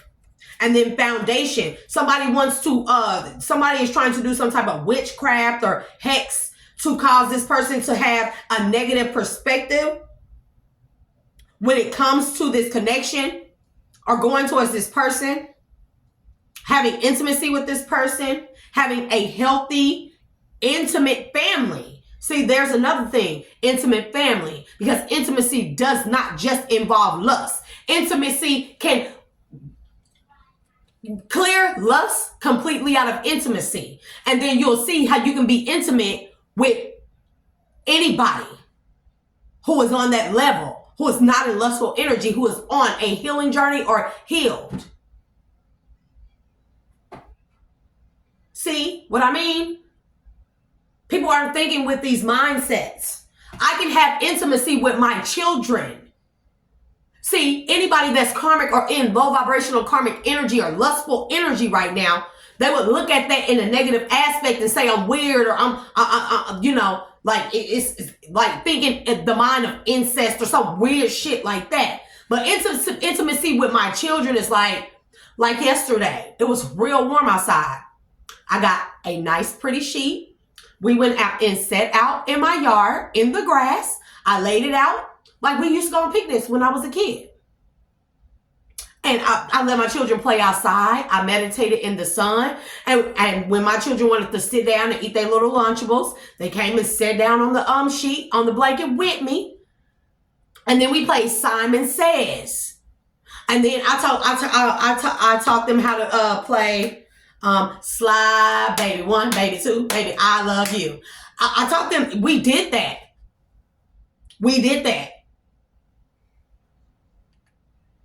And I laid out and I did yoga. And they continue wanting to play Simon Says. That's intimacy with my kids. Not just sticking them with a damn phone or piece of technology or a tablet all the time or putting them in front of a fucking TV and saying that I'm parenting. That's not parenting. Real parenting involves intimacy. I talk with my daughters about everything, my son about everything. They will tell you this mouth has no filter. Like I told my daughter earlier today, she went to Walmart. I said, give me some AAA batteries because I need it for my, I have one of those chic, bikini trimmers. I said, I need to shave my coochie. That's what I said. Excuse my language, y'all. But I'm just saying, this is how I talk to my children. They need to, intimacy breaks through all the uncomfortableness.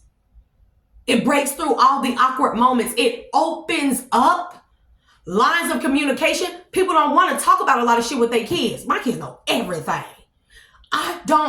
There's no reason that I keep them in the dark when this world is out here teaching our fucking kids how to fuck at 5 years old, because that shit is embedded in the symbology, the symbolism in YouTube, in Disney. We found that. Have we not? And if they ain't learning it from that shit, they're learning it from other kids whose parents don't have intimacy with them. This is what I'm talking about. The intimacy goes so much further than just a romantic or sexual relationship.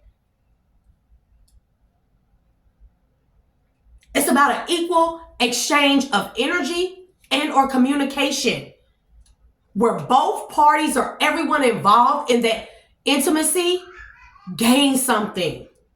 When you're in a lustful connection, one person gains and the other person is drained all the fucking time. That's why they never feel fulfilled or the lustful connection becomes not enough. I just want to say that. So there's somebody, whoever this is, I don't know who this is yet, but they are trying to curse this masculine's way of thinking. They're trying to attack this man's emotions and thoughts when it comes to establishing an intimate family. They want this person to think, that they're going to be exhausted, drained, depleted, and they're going to need to try again or start over or go in a new direction. Yeah, because this person is obsessed with them. This person, whoever this karmic is that got left behind, she is obsessed with this man. But it is not her. It is this lust demon or entity attachment that she has on her. Man, she could be, bro, I don't like how this look. I don't like how this finality look. This is giving me, finish him. If you know that video game, you're my age or around my age, you know. This person, this feminine, karmic feminine, she does not want this masculine to close out a cycle with her completely. Because I think she thought that, remember I said she called his bluff. And I think she thought that because of the lustful, long connection that they may have had with each other for so long, that she thought that he would come back like probably every other time after infidelity, cheating, third parties, string-alongs, one-night stands, them always coming back together. She called his bluff. And when he didn't come back, this drove her into wanting to do, into an obsession. But it's not her. It drove this lust demon to drive her into this level of obsession, uncontrollable obsession. Now she's doing hexes and curses and shit on this man.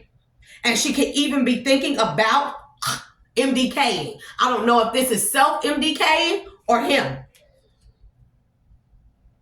Because this man has told her no. He's had enough. He has drawn the line. And she confused, I'm telling you. And we got confusion and illusion. Or elusive and stress. Because she feels like he made it unclear that he was going to come back. And he deceived her and tricked her and made it seem like he was going to come back. No, that's what she thought in her head. That is that entity attachment, that lust entity attachment that's telling her that in her head. When in fact, she called this man's bluff. So if you called this man's bluff, how did he make it unclear that he wasn't coming back? Because he had to have said, I'm not coming back this time.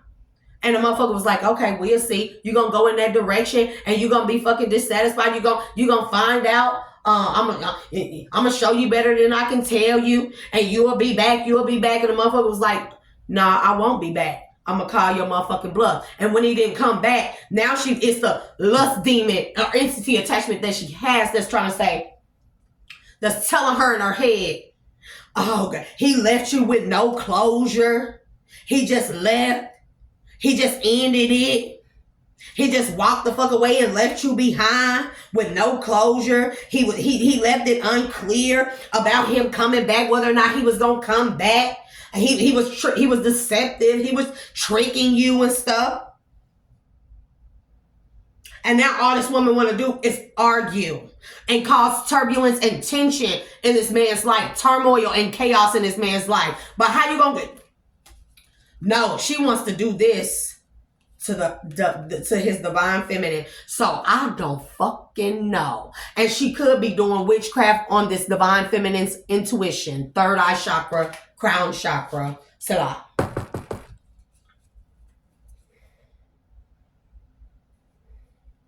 It could be something where I don't know if she knows who this woman is. There could be some divination abuse here. Or divination spying. We did see spying more than once. There could be some divination abuse where she found out who this divine feminine is. And it's kind of like, almost like when she looks at this divine feminine, hey, can you go get my smokes off the table? It's kind of like when she looks at this divine feminine, because I don't know how she knows who she is, but she's watching her. She's watching her. She's looking at her like, what do he see in her? They may be very different. But this is also this lust demon. And mind you, I'm going to tell you something. When you have a lustful energy and you're in lustful connection, you have a lustful entity attachment. That lustful entity attachment will crave and become obsessed with that divine energy, whether it be feminine or masculine. But especially the divine feminine because of the womb energy. That womb energy is very sacred. It is a portal. And that entity, that lustful entity attachment on this karmic feminine is making her obsessed with this divine feminine. She is stalking her. She is doing divination abuse and she is trying to send some type of... What the fucking A, bro? I already seen them. I know you liked it. No.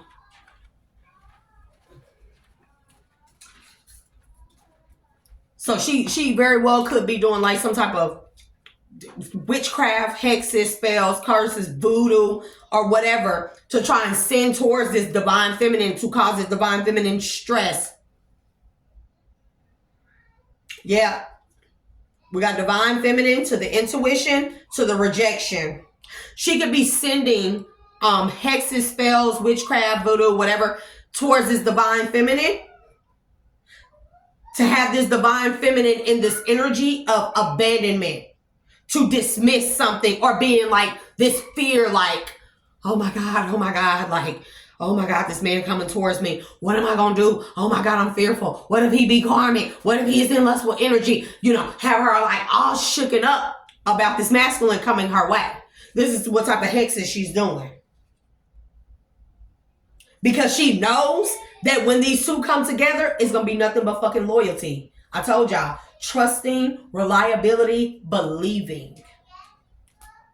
Walking by faith and not by sight. The knowing.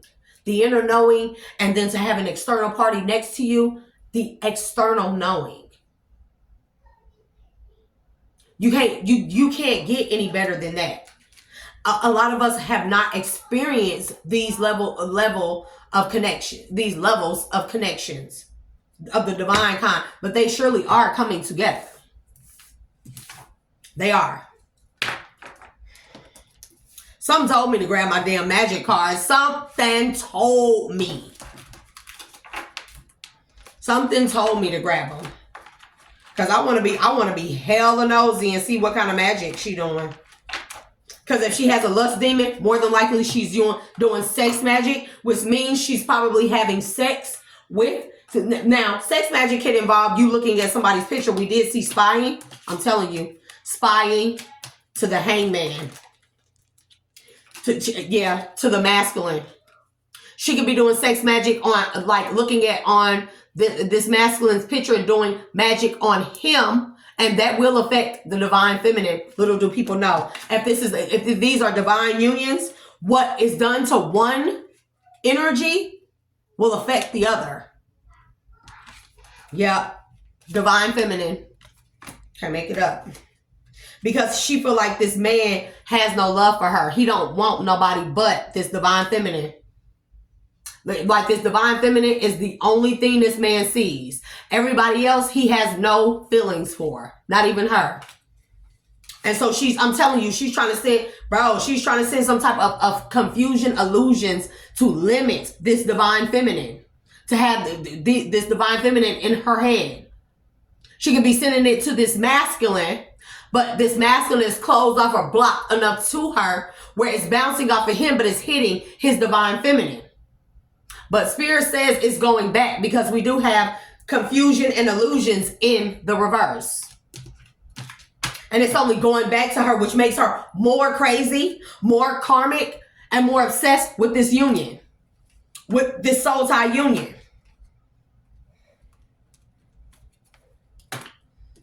Some told me to grab my dang magic cards. Some told me that I take it out. I did. I definitely did. See? Holy Spirit. Holy Spirit. We got the Spirit. Yes, we do. We got the Spirit. How about you? Y'all grew up in California around a whole bunch of different people.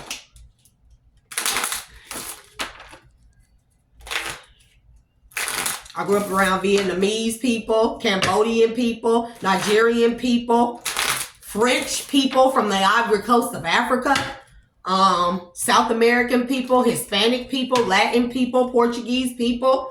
I grew up around Punjabis.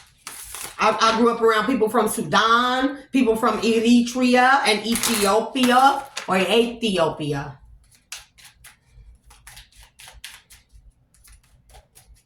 I do have another deck though that talks. Bro, what did these kids do to my chair? These niggas ain't got no manners. Probably bouncing all in my damn chair. Baby climbing the rose bush in the reverse. Blood on the moon. She could be using her menstrual fluid to try and do something towards these two coming together, or to interfere with the destiny of these two coming together. Climbing the rose bush is in reverse. It says consequences, and it's in the reverse. She is doing some type of moon blood magic. And she's not even thinking about the consequences, but that is that entity. We got cauldron, transformation, candle, rest, recharge. Every time she sends some type of magic somebody's way, she's not considering the fact that this is the divine union. And now that these two have magnetically connected to each other, even in a spiritual sense, even if they just laid eyes on each other, whatever, it don't have to be in an intimate level. Even if they laid eyes on each other or cross paths, when that happens, the magnetic force or pull becomes irresistible, uncontrollable. but it also allows for a shield to be put around those two, no matter how far apart they are. And she's not considering this. And all they're doing is transmuting. She's sending this shit their way. We seen the spells backfiring. All they're doing is they may be unknowingly transmuting this energy while they're sleeping. We have cauldron, transformation, candle, rest, recharge. And the candle is white. This is purity. All they're doing is transmuting this shit in their sleep because the moon comes out at night. So of course, motherfuckers might be asleep. Who knows? Firefly, auras, observe. They are transmuting this shit. And here we go. Divination. Beyond the veil. I told you.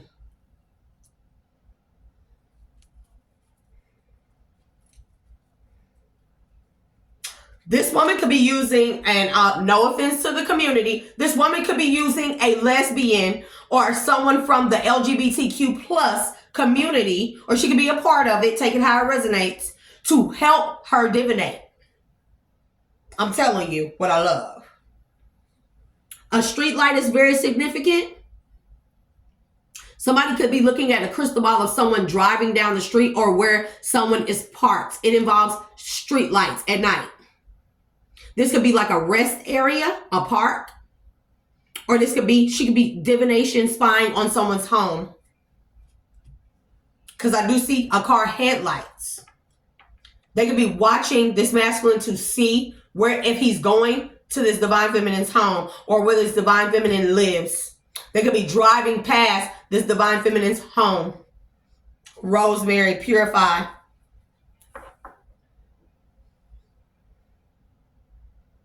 Symbols, believe. And then not only that, they've gotten signs that this energy is just being transmuted. And that if she's getting signs, it's coming right back to her. And whoever this is in the LGBTQ community that she is using to help her divinate. Divination, abuse, or spying. Man.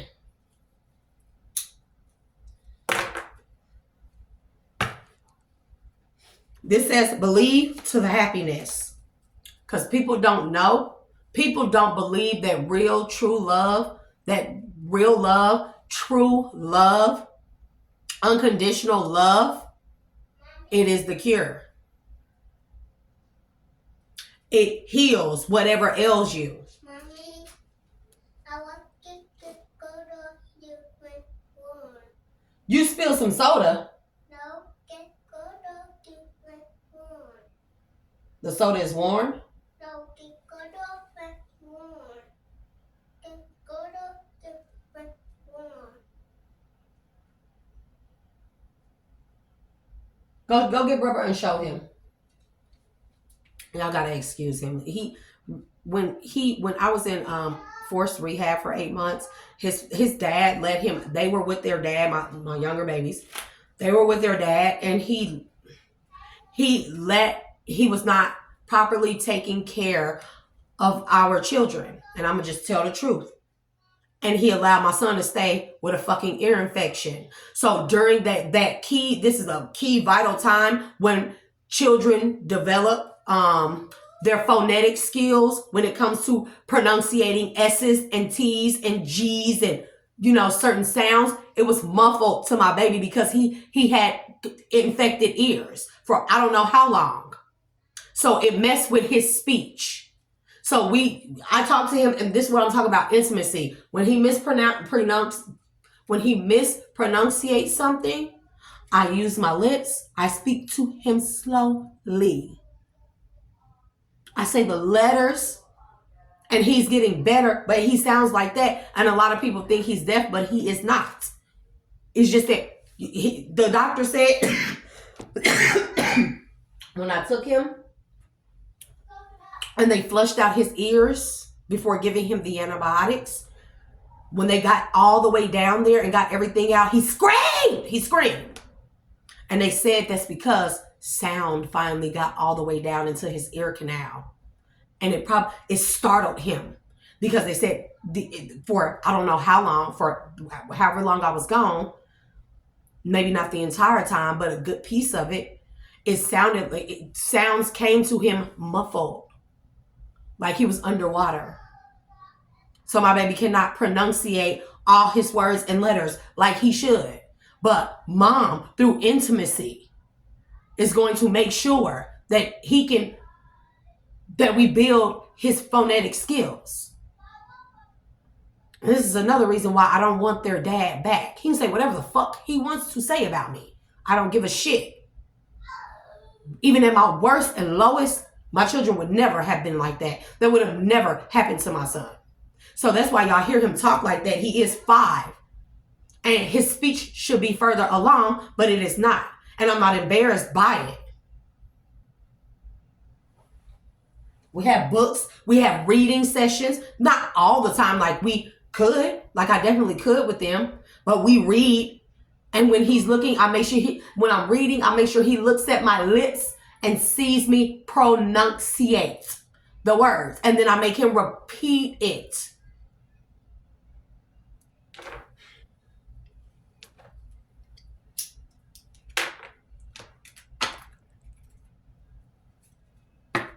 Yeah, it's just, that pisses me off.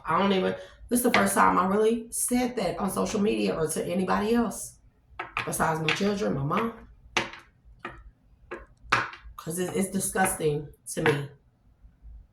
But then you have their dad who has a lustful entity attachment. All he thinks about is lust. So, of course, he didn't give our children a proper attention that they deserved.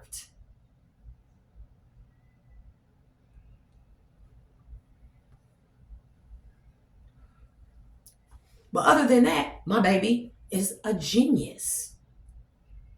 The way he builds with blocks of all kind, he loves Transformers. Y'all hear me always saying, get out of that tool drawer, because he's always trying to fix something, build something, work on something, take something apart and recreate it or rebuild it or re-put it back together. Genius. He can count. He knows his colors. He knows his name. He can write. He knows his shapes. He just can't pronunciate. And so, no, there's no special doctors. I take them to an ear and throat and nose doctors, specialists soon. But there's no it's not a burden on me. It just makes me sad, but it also makes me realize that I don't want shit else. My children don't need a dad or a father. They need a positive male role model. Big difference. That is another part of intimacy.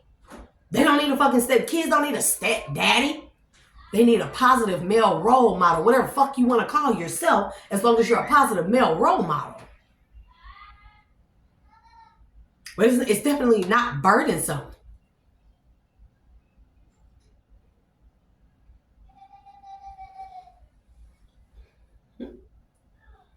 And he real funny.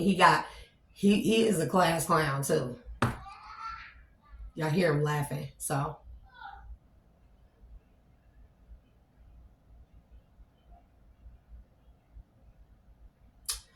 So yeah,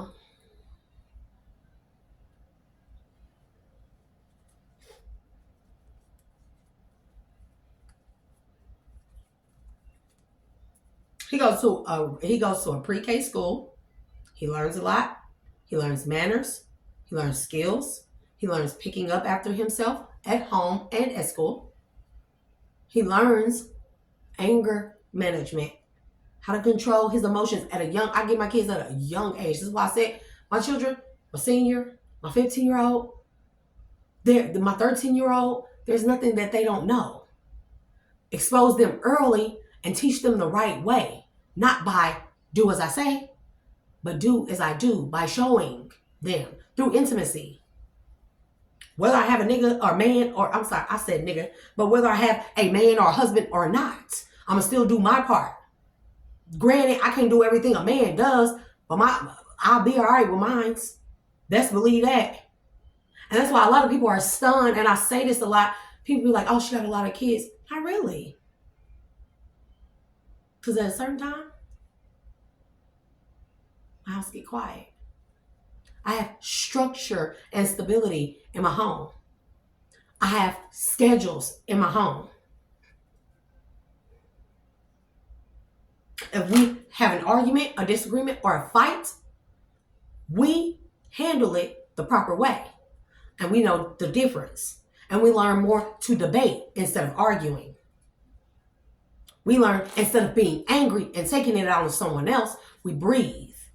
We take the time out to do something other or redirect that anger and focus it on something more productive. A lot of parents don't do that. That's intimacy. When you really care about knowing the inner workings of your own children, because you know that they're going to be the ones who are the future us. Those are our generations. How do you not contribute to a more positive future? How?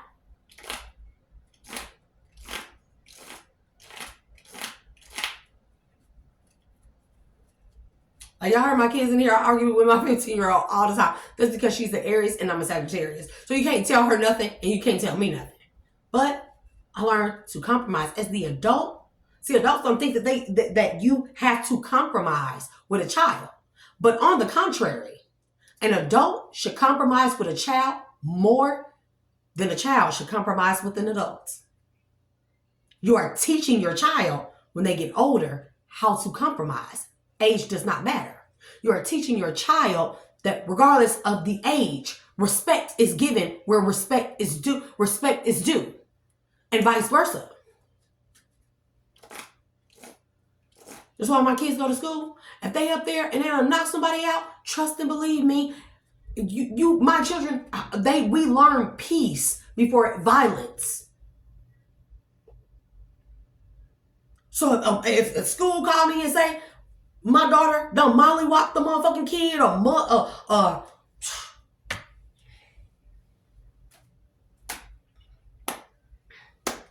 hey, what that kid do to my kid? What did they do? Because my children know that there is a level of respect that they show for themselves when they go out in public and when they at that school, because they know that I can't be there and I have to entrust their safety into the hands of these motherfuckers at their school. So don't you take your ass to that school and give no motherfucker a reason to get out of character with you or do something to you that is going to cause mommy to go to jail. Because mommy will go to jail. Silla. And hell no, it ain't perfect here. That would be a fallacy. That would be a fake ass facade for me to say that my home is perfect, my children perfect, I'm a perfect mother. I learn each and every day. I learn more from them than I do from myself. I learn who I am through them. A lot of people don't look at it that way because people lack intimacy. That's how deep intimacy goes. The possibilities, the depths within oneself that intimacy touches, that lust does not. The sexual pleasures does not. That the ego does not.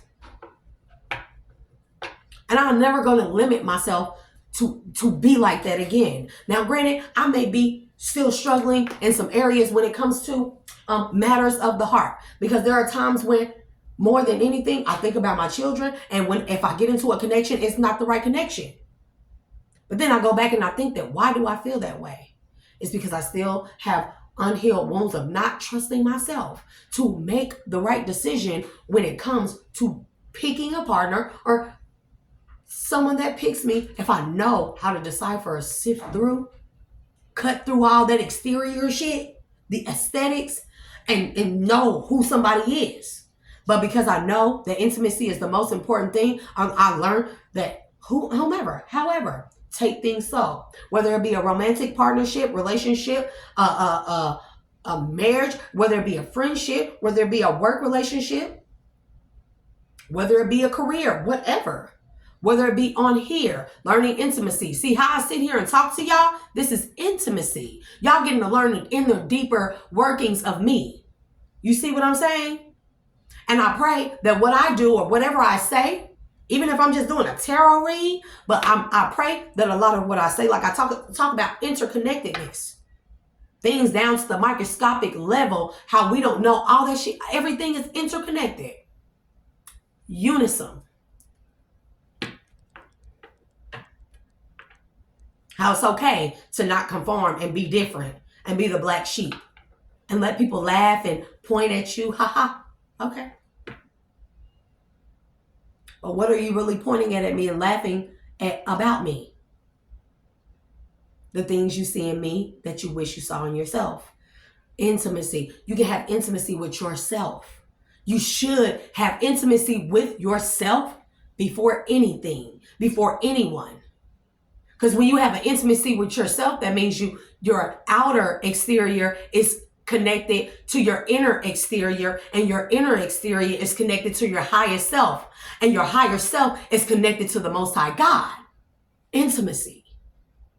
That's how a lot of us who are real in the collective, no shots thrown, but no fucks given, get downloads, because that intimacy is about connection, knowing the inner workings of things. Intimacy. Opening up the possibilities, aka the channels, to receive the downloads, the blessings, the prosperity, the abundance, the love that the universe, the Most High God has for us. Because it's there. We all have it, but some people just won't fucking change. And that's the bottom line. I'm not going to reach everybody. There's a lot of us out here in the collective who do these and talk about this type of stuff, or just do reads. It don't matter what level we touch on, what depth we touch on things. We put ourselves out there, make ourselves transparent when we do this. When we talk on a platform and allow people of God knows who, from God knows which part of the world or universe. Right? That's intimacy. That's why I say I'm being as transparent as possible. I don't mind exploiting anything about myself, because I'm at one with myself. It ain't shit a motherfucker can say about me, about my past, or any motherfucking thing. Whether it be a lie, whether it be slander, whether it be something they heard, or whether it be something that's truth. You know why? Because I done made peace with that. Intimacy. I done learned went through my dark night of the soul, and I still go through them. And I done learned where I went wrong, and I have taken accountability for where I went wrong. And my role I played in a lot of bullshit in my life. Intimacy. Intimacy goes so deep, people don't even realize. And that's why the intimacy brings about, when we're talking about sexual and romantic connections, right? Divine connections. That intimacy brings about a type of passion that will never die. Because the intimacy will always be there, because you're always learning something new about yourself, about your partner, about y'all connection, about the world, about the spiritual realm. It never gets old. That's why the passion, the spark never dies in divine unions. And that's why when divine unions come together, they are protected. Two people who make up one soul. So yeah, believe in happiness. Somebody could be an earth sign. It says grounding, but it's in the reverse. So somebody is not grounded. This is that loopy shit. This is like somebody not having their feet planted firmly on earth. Somebody's mind is in the clouds, or somebody is under a fucking illusion, but it's this fucking entity attachment. Balance. Okay, tiger's eye could be significant. This person may need to wear tiger's eye, or they may be trying to balance out the backfire of this magic. And then we got insight. Bro, spell work. I can't make this shit up. And it's in the fucking reverse. Can't make this shit up because it's backfiring. And this person could be crushing up some type of herbs and like, what are those bowls called, that the Mayans and Hispanic people use? They're called, grinder bowls. It's a word that the Hispanic people use for it.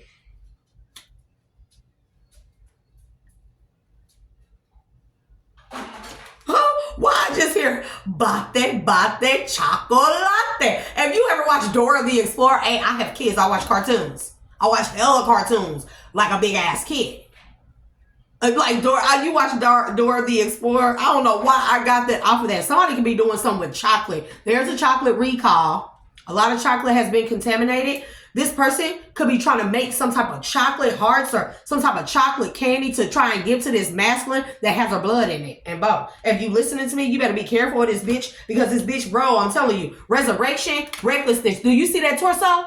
13 ghost type of fucking energy. The 13 ghosts, purity. The 13 ghosts was purity, but the other ghosts were wicked entities. Bro, I can't make this shit the fuck up. Full moon control. I'm telling you, bro.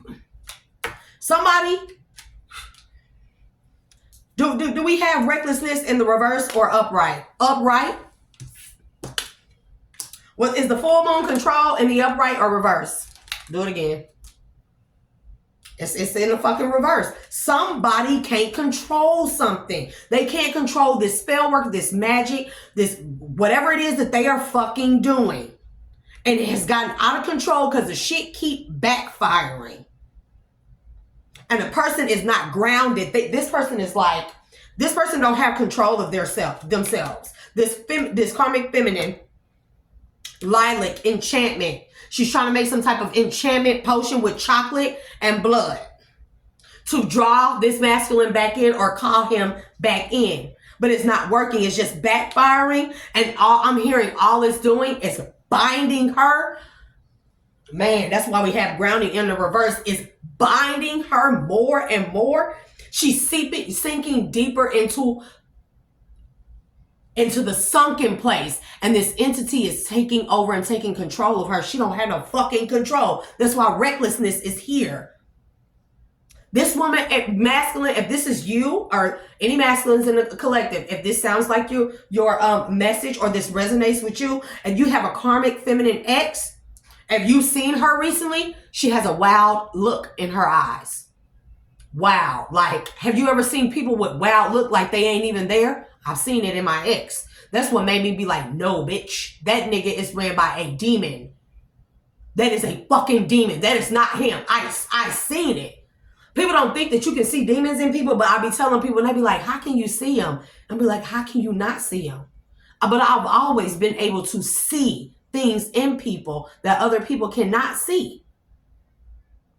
Always. And I'll be like, it's something like it be in a smile, or it be right here by the ear or something, or by the jawline, and it typically be in the eyes. And this feminine, she has this wild, crazy look in her eyes. She may be looking like, or may look like she's hyped up off of something, but it's not drugs. It's this entity. She is trying to do some shit with the new moon. And then we have rose quartz healing. State of mind. She needs to heal her mind. She needs to heal her mind so she can reestablish self-confidence. She is lacking a lot of self-confidence, and she is not aware that this entity is controlling her. We have told, which is awareness in the reverse.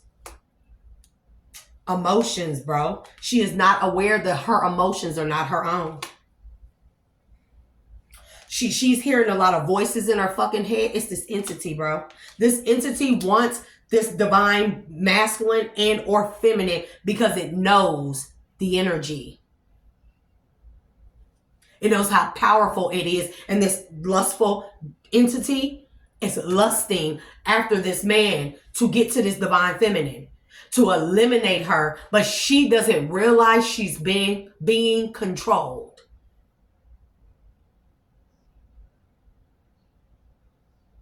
She could look like she's been up all night, and she could be acting like jittery and stuff, or moving around the house. If you're around her, she'd be moving around the house, moving stuff around and stuff, acting all fidgety, or just like cleaning up a lot or something. I don't know. I don't know. Inner circle strength. I'm telling you, this inner circle is giving me somebody is working with her. Somebody is like this could be multiple people that's working with her. 6. This could be up to 6 people.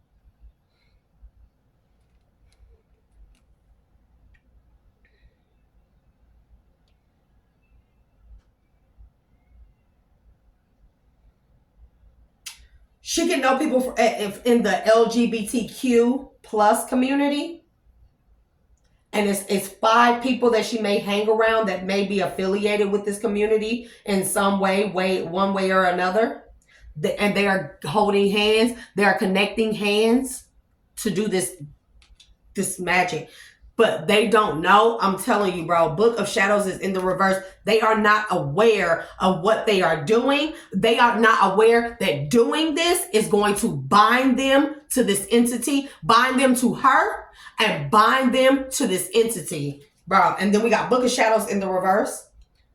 Lineage, roots, bro. I'm telling you, roots like bound, connections, tied down, bound together, wound together like pages in a book, and the entity is the book, and these people are the pages, bro. Why am I getting that? Damn.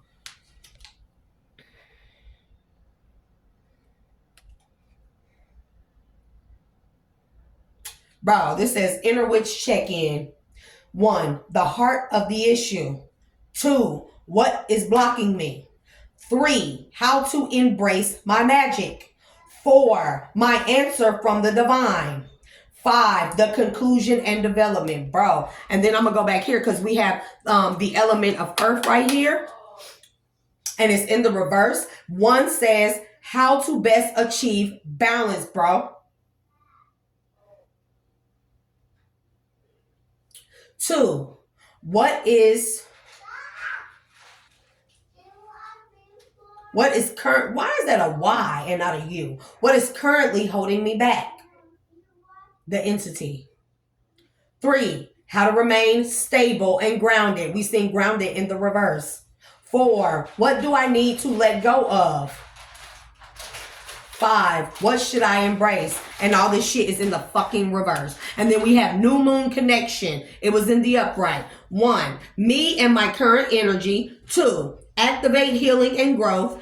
3, what, how to let go and release. 4, lesson, message from the divine. 5, upcoming energy. Bro, I can't think. Baby, circle around the moon. Change. Whatever they are doing is changing them. And it is binding them like pages to a book to this entity. And they don't even know it. Man, bro. It's a lavender, luck, tranquility. They may have thought that if they had like lavender sage or sage with lavender and tiger's eye and lilac, that they could they could protect themselves, and maybe even rose quartz. But belladonna, bro. And belladonna to the death watch beetle. Belladonna says risk, reward. Weighing the risk against the reward. What you are doing, and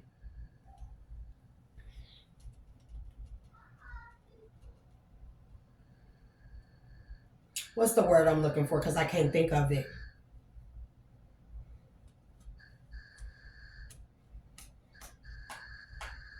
What you are doing as opposed to the reward. Is the risk greater than the reward? Because the reward right here is unsure. And then we have fear. Death watch beetle. Fear. A motherfucker should fear what they are risking, because the reward is uncertain and the reward is not going to be good. Man, sparrow trouble. I fucking can't make it up.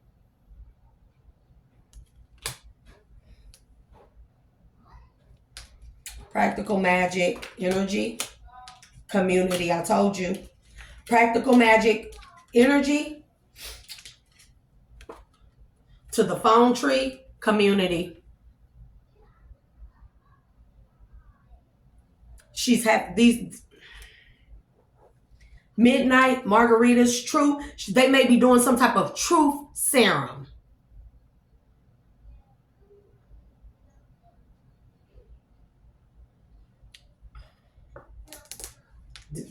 This is crazy.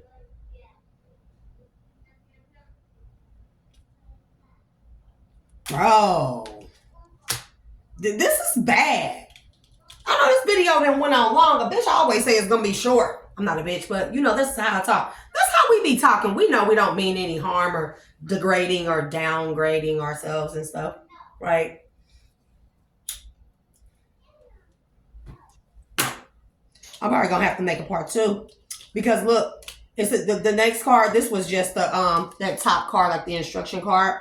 But look, man, bro, and I don't know why shocking is standing out to me, and karma, escaping, bro, distance, bro. I'm telling you, it's some weird shit. Family, like the family, the community, family. Okay, which is self-care. It says 1, physical care. 2, mental cleansing. 3, emotional nurturing. 4, spiritual connection. And then we have, baby, we have spilled salt in the reverse. It says release, but it's in the reverse. But bound, bro. I can't make this shit up. And then Halloween, magic. They are doing binding magic, and they're gonna bind themselves to this fucking to this entity. Witches, hanging rope. Can't make this shit up.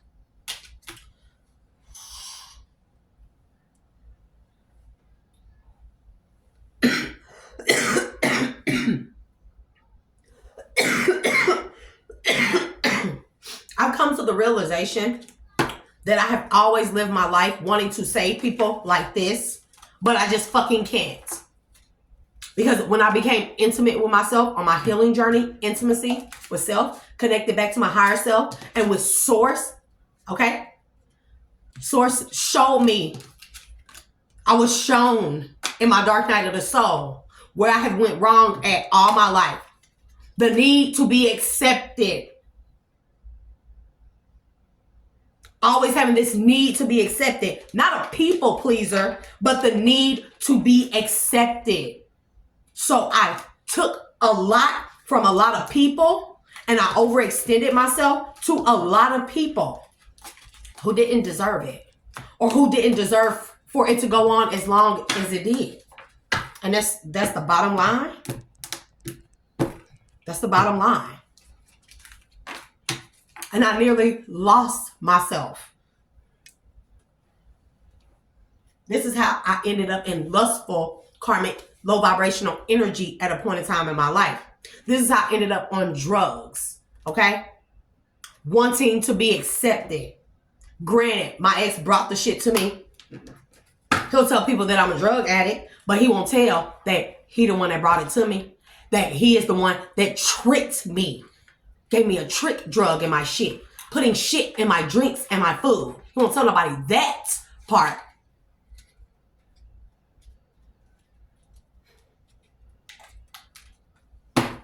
Poisoning me. Oh, he did that. Poisoning me.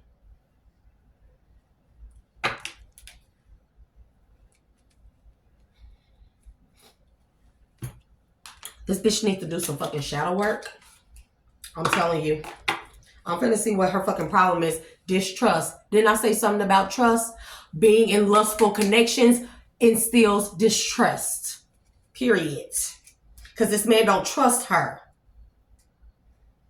Lustful connections do not yield trustworthy connections. There is no trust. I don't give a fuck how much you and a person been throwing it in a circle, how well y'all do it, how long y'all been doing it together. There is no trust.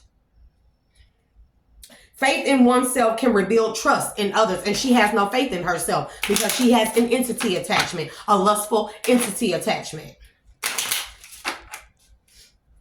I'm probably gonna break this down into 2 parts. Who knows? If you stay around and listen long enough, I hope you do. I hope it helps somebody.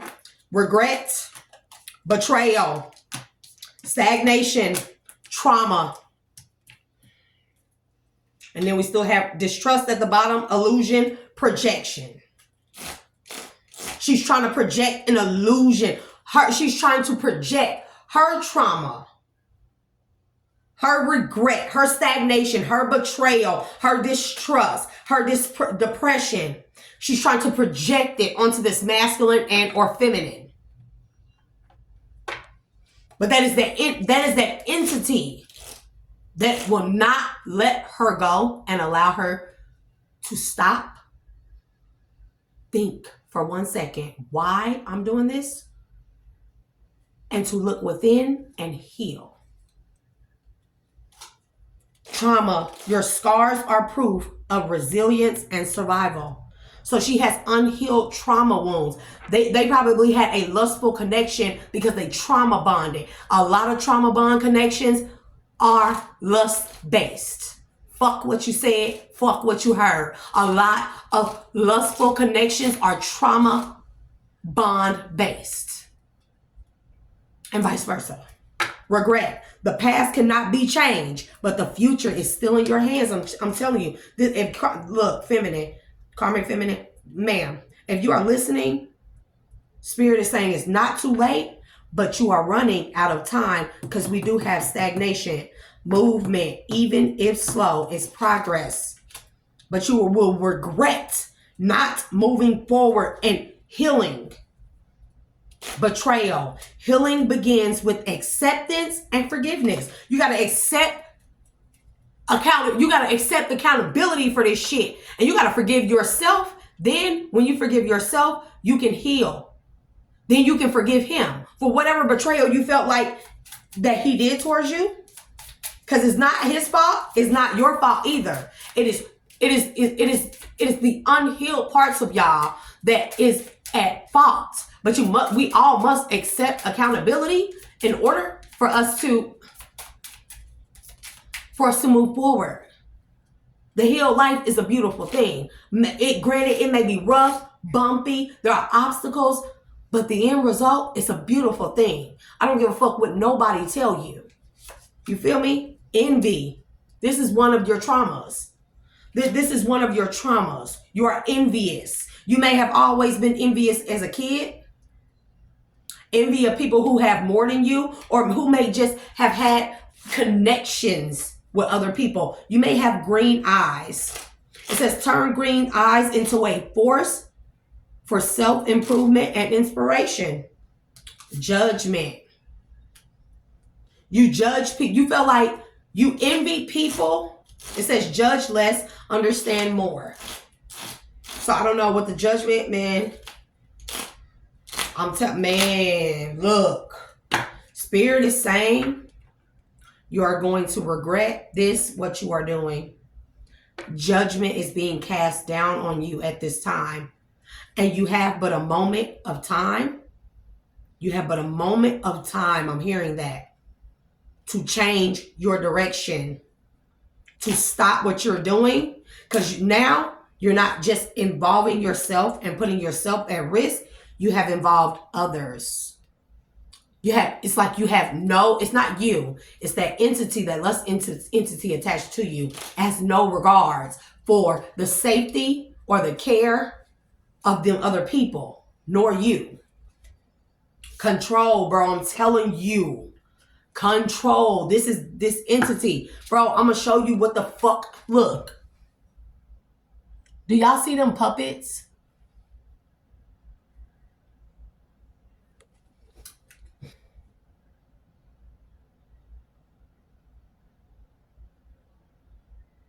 Bro, I can't make this shit the fuck up, man. I gotta show y'all this shit.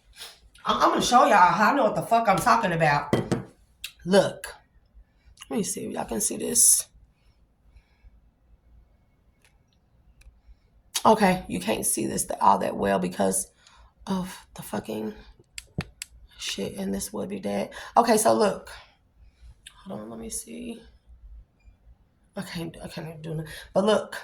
Right here, this is you, feminine, karmic feminine, ma'am, who I'm talking to.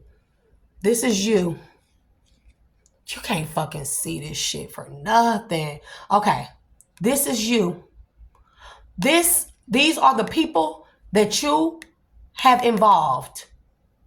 But if you pay attention, you has strings on her too. The people that you involve, they have strings on them. They are being controlled by you, but you have strings on you, and you are being controlled by, you can't see who hands these are, but these are hands. Hands that have a string that controls you, and then you are being controlled to control them. I can't make this shit the fuck up. I'm gonna get one more, bro, and you are going to be in sorrow. I'm telling you, grief, in pain. Find healing and deeper connection to the self. Shame, bro. I can't make this fucking shit up. This is the motherfucking entity, bro. Didn't I say that mask on that other one? Finish him. The same mask. Let me find this card. Where the fuck did I put the damn...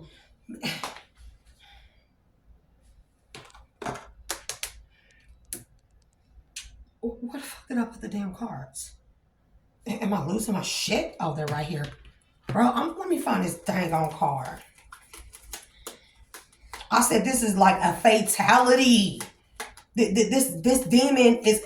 Bro, this demon is looking to cause a fatality, whether it be to you, them people, or whoever you're aiming at. And this demon, no, bro. This demon is keeping you in the dark, and it knows that, bro, I can't make this shit the fuck up.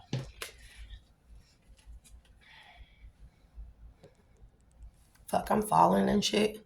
Look, see that mask? Now look at this mask. See? That's the same white mask. See that behind there? So somebody's back there.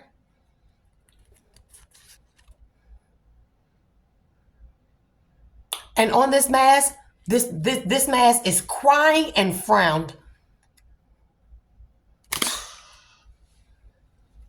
Shame, bro. And then, bro, I'm telling you, shame, finality. Farewells leave behind closure. Shame says embrace your flaws. They are a part of your unique story. Because everybody flawed, baby. Ain't nobody perfect. Even if you see this woman that this man is going to in a connection with or going towards, you may see her as perfect, or you think he sees her as perfect. It's not about that. Nobody is perfect. There is a person that is perfect for you, an imperfect person that is perfect for you, an imperfect person that is perfect for everyone. God says, come as you are, imperfect. That shows you we are not perfect. We only strive towards perfection, but we never reach perfection. We only strive towards it. It's not about the end goal or the end result. It's about the lessons along the way.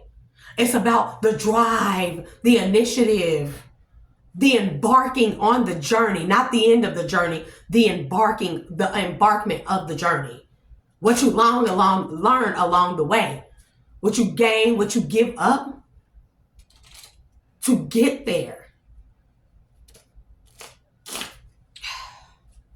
Resistance, suppression, rejection, avoidance, ego, fear, desire, bro. This demon desires for you to stay in fear and in your ego, prideful, so you can avoid the truth of why this rejection happened.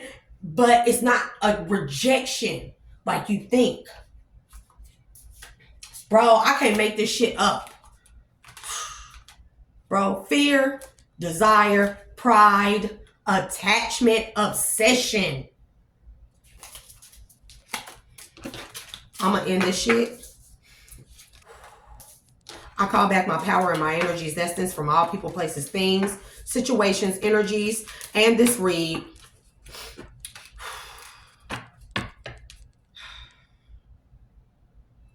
From all portals in and out of my energy and around.